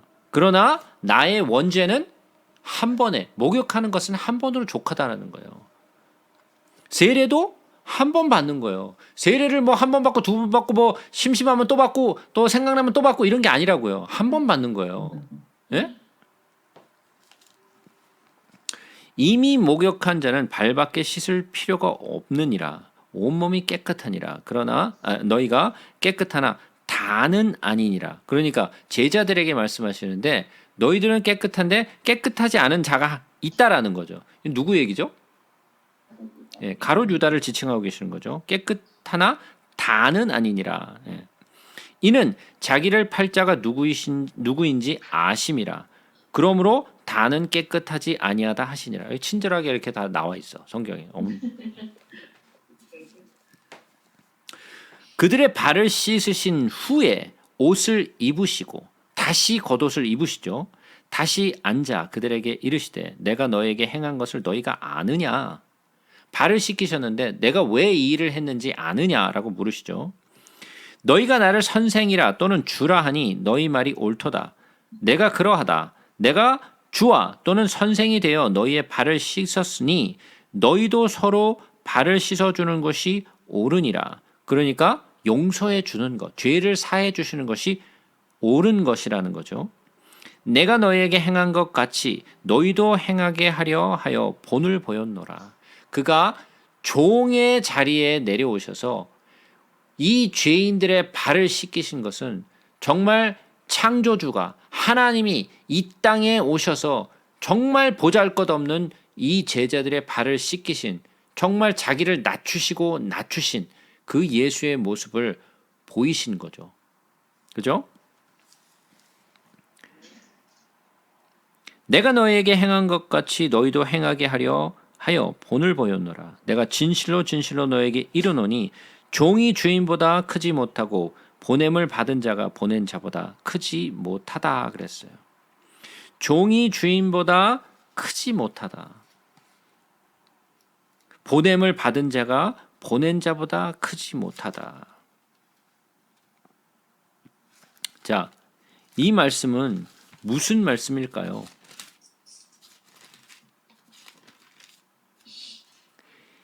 이 말 때문에 여호와의 증인이 뭐라고 얘기하냐? 예수는 좀 낮다라는 거야. 수준이 좀 낮다라는 거예요. 예? 여호와와는 비교할 수 없는 좀 약간 좀 들떨어지는 그런 위치에 있는 거라는 거예요. 이게 무슨 말이야 똥이야 이게. 제대로 알지도 못하고 엉뚱한 소리를 하고 있는 거죠. 자, 마태복음으로 한번 돌아가 보자고요. 마태복음으로 한번 돌아가서 보자고요. 마태복음에서 우리가 이 이야기에 대해서 들었었어요. 그래서 다시 한번 읽어볼게요. 마태복음 10장 24절부터 보겠습니다.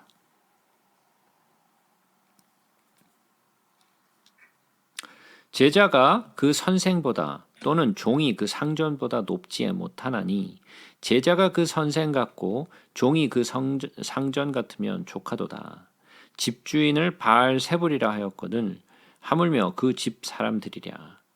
그런즉 그들을 두려워하지 말라. 감추인 것이 드러나지 않을 것이 없고 숨은 것이 알려지지 않을 것이 없느니라.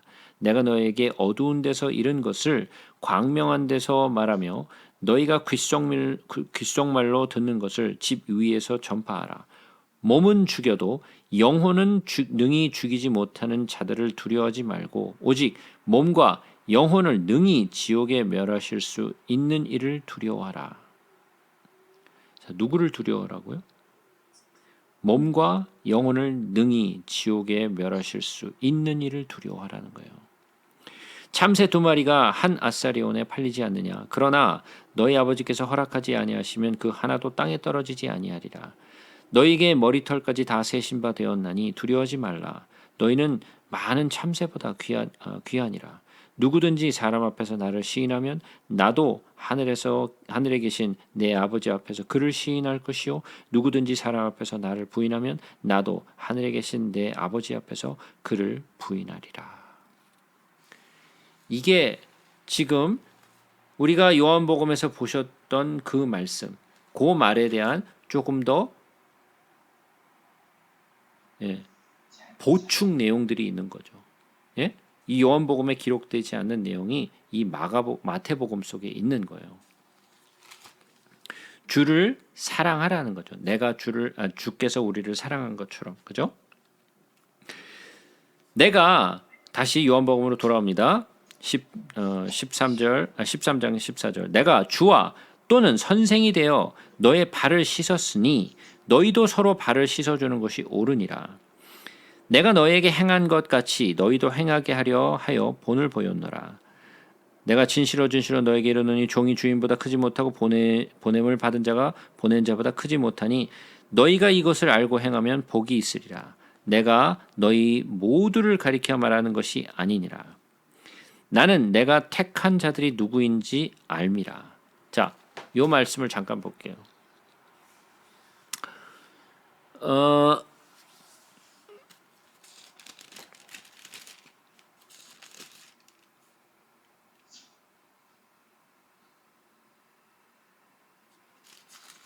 예수님이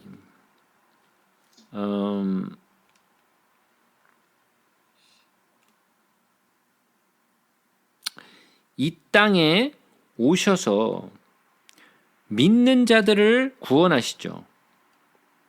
그죠? 믿는 자들을 구원하세요. 그러면 택한 자들이 있어요. 택한 자들. 그러면 우리가 생각하기에 택한 자들이 누구야 그러면? 여러분들이에요? 저예요? 아니 딴 사람이에요? 누구예요? 택한 자가? 이미 다 택해져 있는 거예요? 예? 이스라엘. 이미 다 택해져 있는 거예요?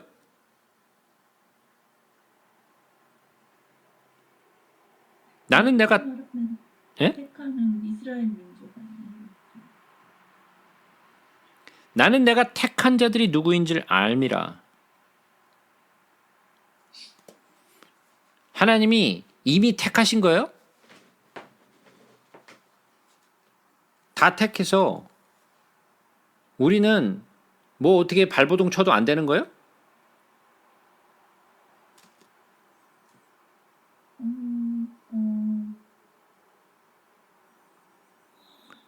우리는 우리가 하나님한테 예수님이 택한 거. 자, 이걸 잘 생각해 보세요. 나는 내가 택한 자들이 누구인지 알미라 그랬어요. 안다 그랬어요. 그러면 하나님은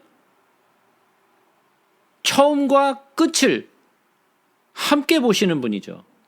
우리는 처음과 끝을 함께 볼 수 있는 능력이 없어요. 그죠? 그러나 하나님은 처음과 끝을 보시는 분이에요. 그러면 하나님께 택함 받은 자, 하나님께 선택받은 자, 하나님을 예수 그리스도를 믿기로 결정한 자를 하나님이 아실까요? 모르실까요? 당연히 아십니다. 예, 이미 아세요. 우리가 믿기 이전부터 아세요. 내가 태어나기 전부터 알고 계세요. 태어나기 전부터가 아니라 창조 때부터 알고 계세요. 창조 이전부터 아셨어요. 나는 아직 태어나지도 않았는데 이미 알고 계셔. 그죠? 그 말씀이에요. 그러나 내 떡을 먹는 자가 내게 발꿈치를 들었다 하는 성경을 응하게 하려는 것이라 그랬어요. 이것은 시편에 나온 말씀이죠. 우리 시편으로 한번 가서 보겠습니다. 시편 41편이죠.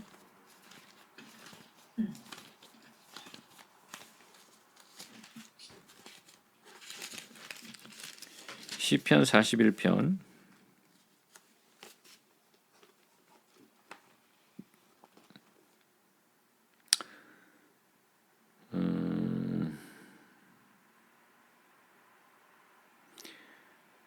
9절이죠. 내가 신뢰하여 내 떡을 나눠 먹던 나의 가까운 친구도 나를 대적하여 그의 발꿈치를 들었나이다 그랬어요. 내가 신뢰하였다 그랬어요. 믿었다라는 거죠. 신뢰하여 내 떡을 나눠 먹던 나의 가까운 친구도 나를 대적하여 그의 발꿈치를 들었다 그랬어요. 자,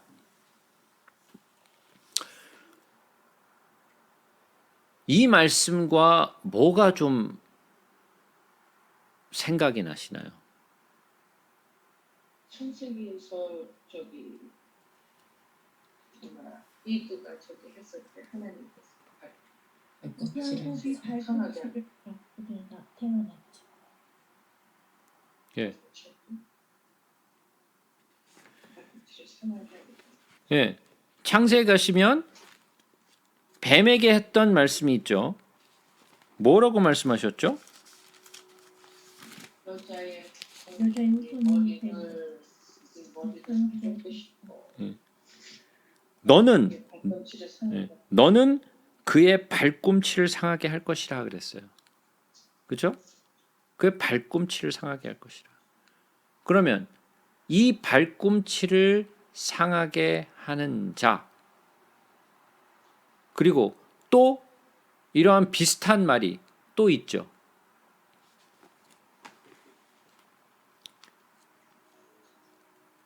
야곱이 단에게 했던 말이죠.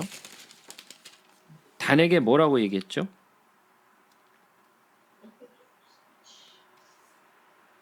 단은 길섭의 뱀이요 새길의 독사로다. 말굽을 물어서 그 탄 자를 뒤로 떨어지게 하겠다라고 하죠. 똑같은 이야기죠. 발꿈치를 무는 거죠. 그래서 말에 있던 자를 떨어지게 하는 것이 단이 한 행동이죠. 그죠? 예. 사단이 하는 것, 악한 것들이 하는 것은 발꿈치를 물고 발꿈치를 드는 거예요. 근데 여기서 중요한 것은 뭐냐면 내가 신뢰하여 내 떡을 나눠 먹던 나의 가까운 친구라 그랬어요. 그러니까 예수님과 함께하고 예수님과 함께 떡을 나눴던 자가 발꿈치를 들더라는 거예요. 즉 다시 말해서 발꿈치를 드는 자는 가까운 자예요. 멀리 있는 자가 아니에요. 예? 믿지 않는 자가 아니에요. 예수와 함께 식사하고 그와 함께 떡을 떼고 그가 신뢰하는 자라는 거예요. 근데 그가 발꿈치를 들더라는 거예요. 나와 상관이 없는 자가 발꿈치를 드는 것이 아니에요. 예수를 가깝게 대하고 가깝게 있는 자가 발꿈치를 들더라는 거예요.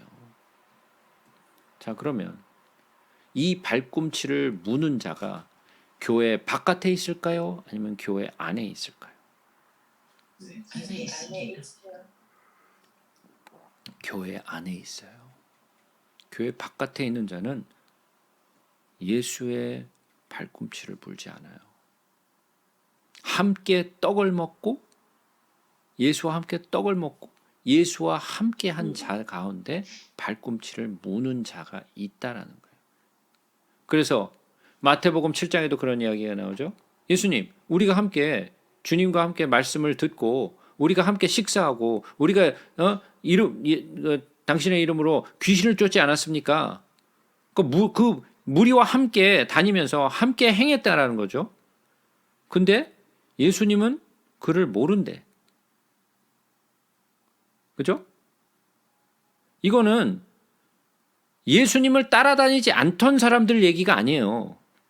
예수를 따라다니면서 함께 먹고 함께 말씀을 듣고 함께 이런 이적과 기사를 표현했던 사람들이에요.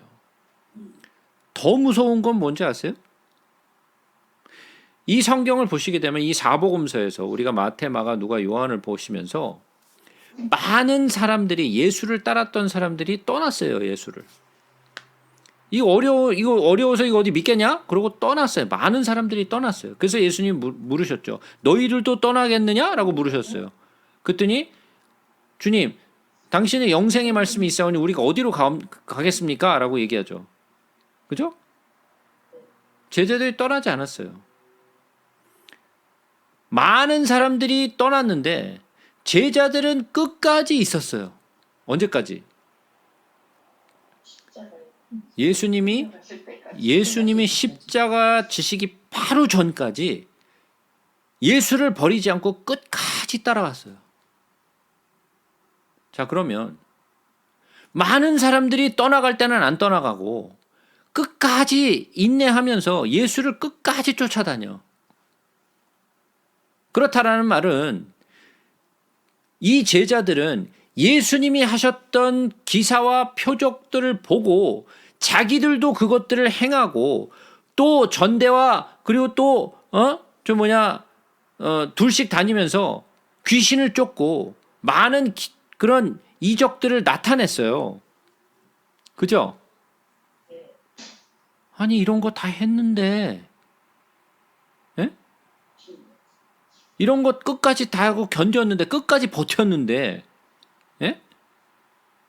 차라리 중간에 떠나든가 그것도 아니고 끝까지. 자, 가룟 유다는 뭘 맡은 사람이에요? 돈을 맡은 사람이었어요. 그럼 돈을 맡은 사람이었다라는 것은 인정받는 사람이 한죠. 아무에게나 돈 맡기지 않잖아요. 재정부장 아무나 해요? 신뢰할 만한 사람을 재정부장으로 뽑지, 어? 막 돈 띄어가고 이런 사람들, 막 사기치고 이런 사람들한테 돈 맡기지 않잖아요. 근데 그것을 가룟 유다가 맡았어요. 그랬다는 말은 그를 신뢰했다라는 말이죠. 예? 그런데 그가 발꿈치를 물더라는 거예요. 가장 가까운 자가. 함께 예수와 함께 떡을 떼었던 그 사람이 예수를 팔더라는 거예요. 예수를 잡아 죽인 무리들이 누구였어요? 바리새인들과 사두개인들과, 그죠? 율법사들과 제사장들과, 예? 이런 정말 내노라 하는 유대인의 지도자들, 종교인들 있잖아요. 율법을 알고 철저하게 지키는 자들이 예수를 잡아 죽이잖아요. 그들이 선두에 앞서서 이 민중들을 선동해서 예수를 십자가에 못 박혀 죽여버리잖아요. 그죠? 말씀을 글자로 알고 있으면 그 글자를 알고 있는 사람이 예수를 잡아 죽여요. 이건 정말 무서운 이야기예요. 정말 무서운 이야기예요. 어쩌면 가룟 유다도 몰랐을 거예요. 자기가 예수를 팔 것을. 그죠? 끝까지 버텨왔거든. 잘 버텼는데 조금만 더 버티면 되는데 그 마지막에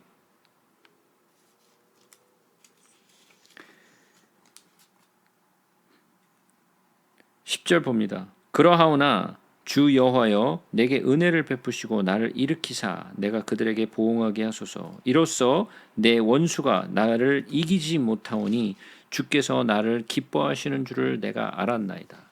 제가 예전에 보니까 그런 그림이 있더라고요.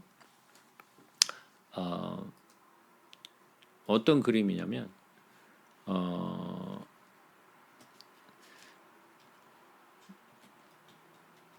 제가 그 그림을 여기 찾았네요.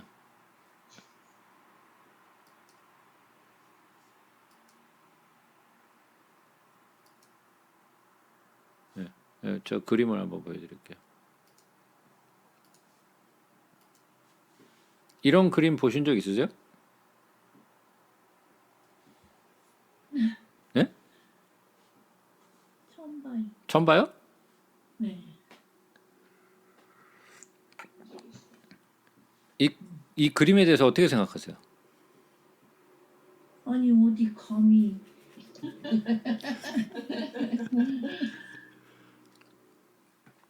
여러분, 예수님도 잘생겼고 이건 예수님이 아니신데다가 아니, 엉뚱한 데 집중하지 말고. 아니 하나님인데 무슨 하나님인데 자, 뭐를 내놓고 얘기하는 거 아니에요? 자, 말도 안 되는 힘겨루. 예. 자, 이런 그림은 성경을 너무 이해를 못하기 때문에 이런 그림을 그리는 거예요.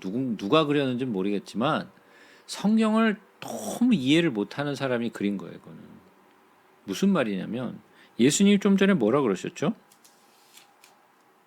11절에 내 원수가 나를 이기지 예. 못하오니 원수가 나를 이기지 못하오니 그랬어요. 원수가 나를 이길 수 있어요? 아니죠. 하나님이 어떻게 이겨요? 사단이 예수님하고 힘겨루기를 해갖고 예수님이 이야 그래서 예? 간신히 이기시는 것 같이 보이세요? 아니요. 아니죠. 절대. 안 되지. 하나님은 창조주세요. 예? 사단은 그냥 피조물일 뿐이에요. 예수님과 또는 하나님과 이렇게 힘겨루는 그런 관계가 아니에요. 예? 이렇게 맞짱 뜰 그런 위치가 전혀 아니라고요. 이 마귀나 사단은 주께는 아무것도 아니에요. 예? 바퀴벌레 봐도 못해요, 이런 거는. 힘겨루고 그럴 존재가 아니라고요. 많은 사람들이 착각을 하고 있어.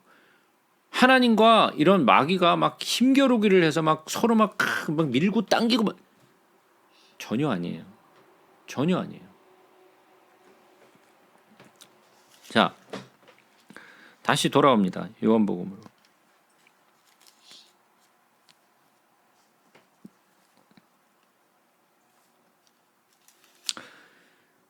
13장이죠.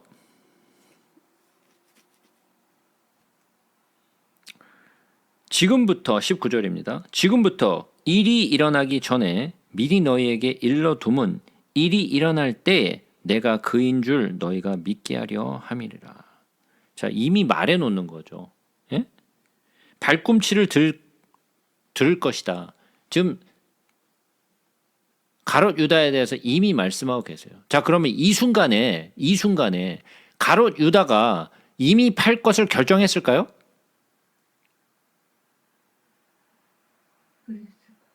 아니요.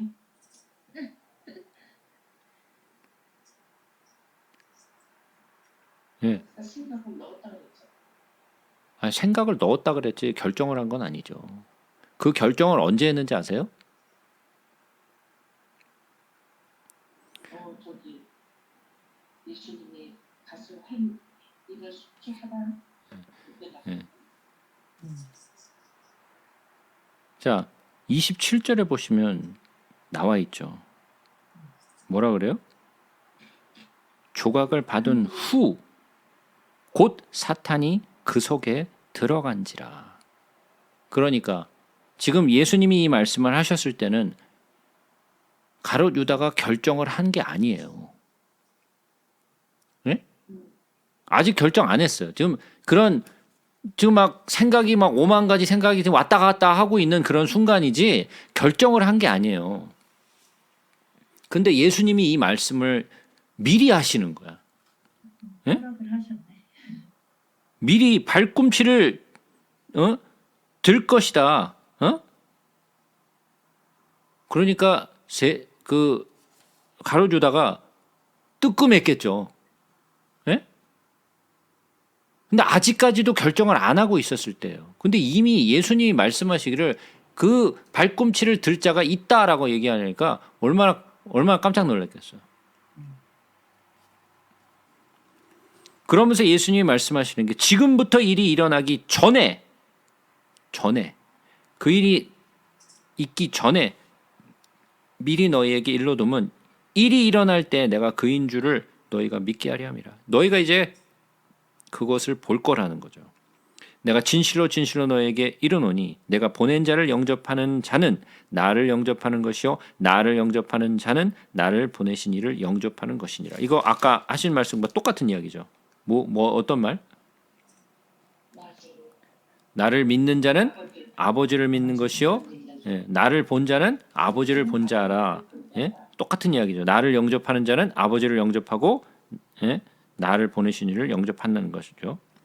예수께서 이 말씀을 하시고 심령이 괴로워 증언하여 이르시되 내가 진실로 너에게 이르노니 너희 중에 하나가 나를 팔리라. 자, 심령이 괴로웠다 그랬어요. 이미 알고 계시죠? 팔 것을. 그럼 막지. 예? 알고 있는데 막지 그거. 여기서부터 잘라버리든가. 예? 이렇게 돼야지 하나님의 뜻이 이루어집니다.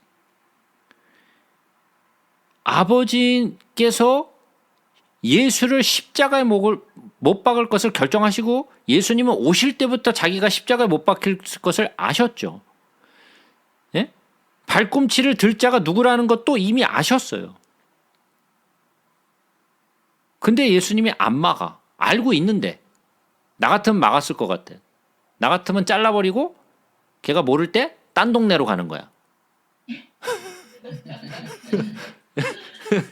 예? 나 같으면 그랬을 것 같은데 이미 아니까 예? 뭐 할 것을 아니까. 근데 예수님은 그렇게 하지 않아요. 그의 마음을 왜 바꾸지 않으셨을까요? 좀 달래고 좀 이렇게 어떻게 좀 회유해서 그렇게 죄짓지 않도록 그렇게 하시지. 그거는 이루어져야만 하는 일이기 때문에. 자, 제가 늘 말씀드렸죠. 우리의 결정, 우리의 어떤 믿음이나 또는 믿고 안 믿고 이런 것은 하나님이 내 마음을 막 뒤흔들어 갖고 만들지 못한다고 제가 말씀드렸어요. 그러니까 기도하면서 제 마음 좀 바꾸게 해달라고 아무리 기도해봐야 소용없다라고 제가 말씀을 드렸죠. 예? 예수님도 그들의 마음을 못 바꿔요. 바리새인들의 마음을 바꾸셨나요? 제사장의 마음을 바꾸셨나요? 왜 가만뒀을까요? 그런 사람들. 마음을 좀 바꿔보지. 좀 이렇게 잘 좀 설득해서 좀 바꿔보지. 못 바꾸세요.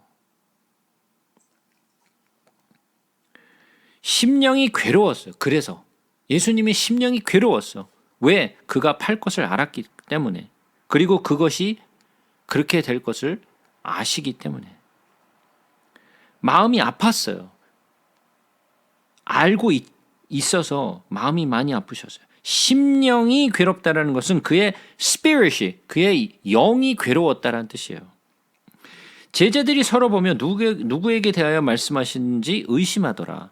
예수의 제자 중 하나, 곧 그가 사랑하시는 자, 요한이죠. 예수의 품에 의지하여 누웠는지라. 시몬 베드로가 머릿짓을 하여 말하되 말씀하신 자가 누구인지 말하라 하니 그가 예수의 가슴에 그대로 의지하여 말하되 주여 누구니이까. 이때 당시에는 사람들이 식사를 할 때 이렇게 누워서 했어요. 예? 우리는 이해가 안 되지만 그렇게 했어요. 실제로 로마 시대에도 그랬고. 그가 예수의 가슴에 그대로 의지하여 말하되 주여 누구니이까. 예수께서 대답하시되 내가 떡 한 조각을 적셔다 주는 자가 그니라 하시고 떡 한 조각을 적셔서 가롯 시몬의 아들 유다에게 주셨어요. 그랬더니 그 가롯 시몬의 아들 유다가 조각을 받은 후에 곧 사탄이 그 속에 들어간지라. 이에 예수께서 유다에게 이르시되 내가 하는 일을 속히 하라 하시니 이 말씀을 무슨 뜻으로 하셨는지 그 앉은 자 중에 아는 자가 없고 어떤 이들은 유다가 돈꾀를 맡았으므로 명절에 우리가 쓸 물건을 사라 하시는지 혹은 가난한 자들에게 무엇을 주라 하시는 줄로 생각하더라. 유다가 그 조각을 받고 곧 나가니 밤이러라. 자, 예수님이 항상 뭐 하셨어요? 떡을 떼어서 주셨죠. 항상 떡을 떼어서 주셨어요. 그죠? 그래서 예수님이 주시면서 이 떡은 내 몸이라 그랬어요. 그죠? 근데 가롯 유다가 그 떡을 받았어요. 그 떡을 받아서 먹고 그러고 나서 사단이 그의 속에 들어가서 그래서 예수를 팔기로 결정을 해요. 제가 아까도 말씀드렸지만 이런 사람들이 적을까요? 많을까요? 예, 많아요. 이게 바로 히브리서 6장에 있는 말과 같은 말이에요. 우리 히브리서 6장으로 한번 가서 보겠습니다. 여러분들이 잘 아시는 말씀이에요. 히브리서 6장 4절부터 보겠습니다. 한번 빛을 받고 하늘의 은사를 맛보고 성령에 참여한 바 되고 하나님의 선한 말씀과 내세의 능력을 맛보고도 타락한 자들은 다시 새롭게 하여 회개하게 할 수 없나니 이는 그들이 하나님의 아들을 다시 십자가에 못 박아 드러내놓고 욕되게 함이라. 뭐한 사람들이 이 사람들? 비침을 받고 하늘의 은사도 맛보고 성령에 참여한 바가 되고 선한 말씀과 내세 능력도 맛보고 그런데 예수를 파는 자가 있다라는 거예요. 예수를 십자가에 2번 못 박는 자들이 있다라는 거예요. 자, 여기서 성령의 능력을 성령에 참여한 바 됐다라는 것은 성령을 내주하심을 받았다라는 얘기가 아니에요. 이건 뭐예요? 성령의 능력, 외주하심으로 능력을 행했다라는 얘기예요. 귀신을 쫓고 무슨 병 고치고 이런 능력들을 행했다라는 거예요. 성령의 도우심으로 성령을 내주하셨다라는 것이 아니라. 그러니까 성령을 받지 않은 자는 예수를 언제든지 팔 수 있어요. 오늘은 정말 죽을 것 같이 쫓아다니고 정말 생명을 내놓을 것처럼 쫓아다니다가도 어느 순간에 예수를 버리는 사람들이 나오더라는 거예요. 예수를 팔 자가 거기서부터 나와요. 그러니까 우리에게 절대적으로 필요한 건 뭐예요? 성령. 그렇죠. 성령의 내주하심이 꼭 필요해요. 성령이 내주하시지 않으면요. 오늘은 죽을 것 같이 아무리 얘기해봐야 베드로가 뭐라 그랬어요? 내가 예수님 죽는 것까지 내가 따라가겠다고 실제로 그런 마음이 있었어요. 아마도 그랬을 거예요. 베드로는. 그죠? 저는 믿어요. 베드로의 그 마음. 죽는다라도 저는 따라가겠습니다. 정말 그랬을 거야. 그러나 그것을 지킬 믿음은 없어요. 왜? 성령이 그 안에 거하지 않기 때문에. 그래서 예수님이 십자가에 못 박혀 죽으시고 그들은 문을 잠가놓고 다 숨어 있었죠. 무서워서. 제사장들 무서워서. 바리새인들 무서워서. 그죠? 근데 40일이 지나서 성령을 받고 나서 베드로가 한 일이 뭐예요? 바리새인들에게 복음을 전하잖아. 예? 언제부터? 성령 받은 후에. 성령을 받고 나니까 사람이 확 변해버리더라는 거예요. 성령을 받기 전까지는 아무리 내 마음이 정말 죽는 곳이라도 따라갈 것 같은 마음이 있었는데 그것을 지킬 마음은 내가 어떻게 할 줄 못해요. 그러나 성령이 내 안에 오시면 죽는 곳까지 따라갈 수 있어요. 그런 성령이 없으면 언제든지 예수를 헌신짝처럼 버릴 수도 있고 팔아버릴 수도 있고 십자가에 2번 못 박을 수도 있어요. 그래서 우리에게 중요한 것은 성령을 우리가 받아야 돼요. 성령을 받지 않고서는 우리의 믿는 믿음이 언제 실족할지 아무도 몰라요.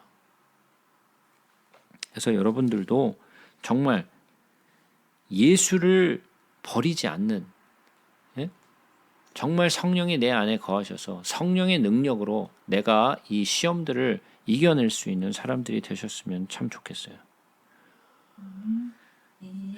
자, 그러면 오늘은 일단 여기까지만 하겠습니다. 진도가 정말 너무 더디네. 조금 더 빨리 나가보도록 하겠습니다.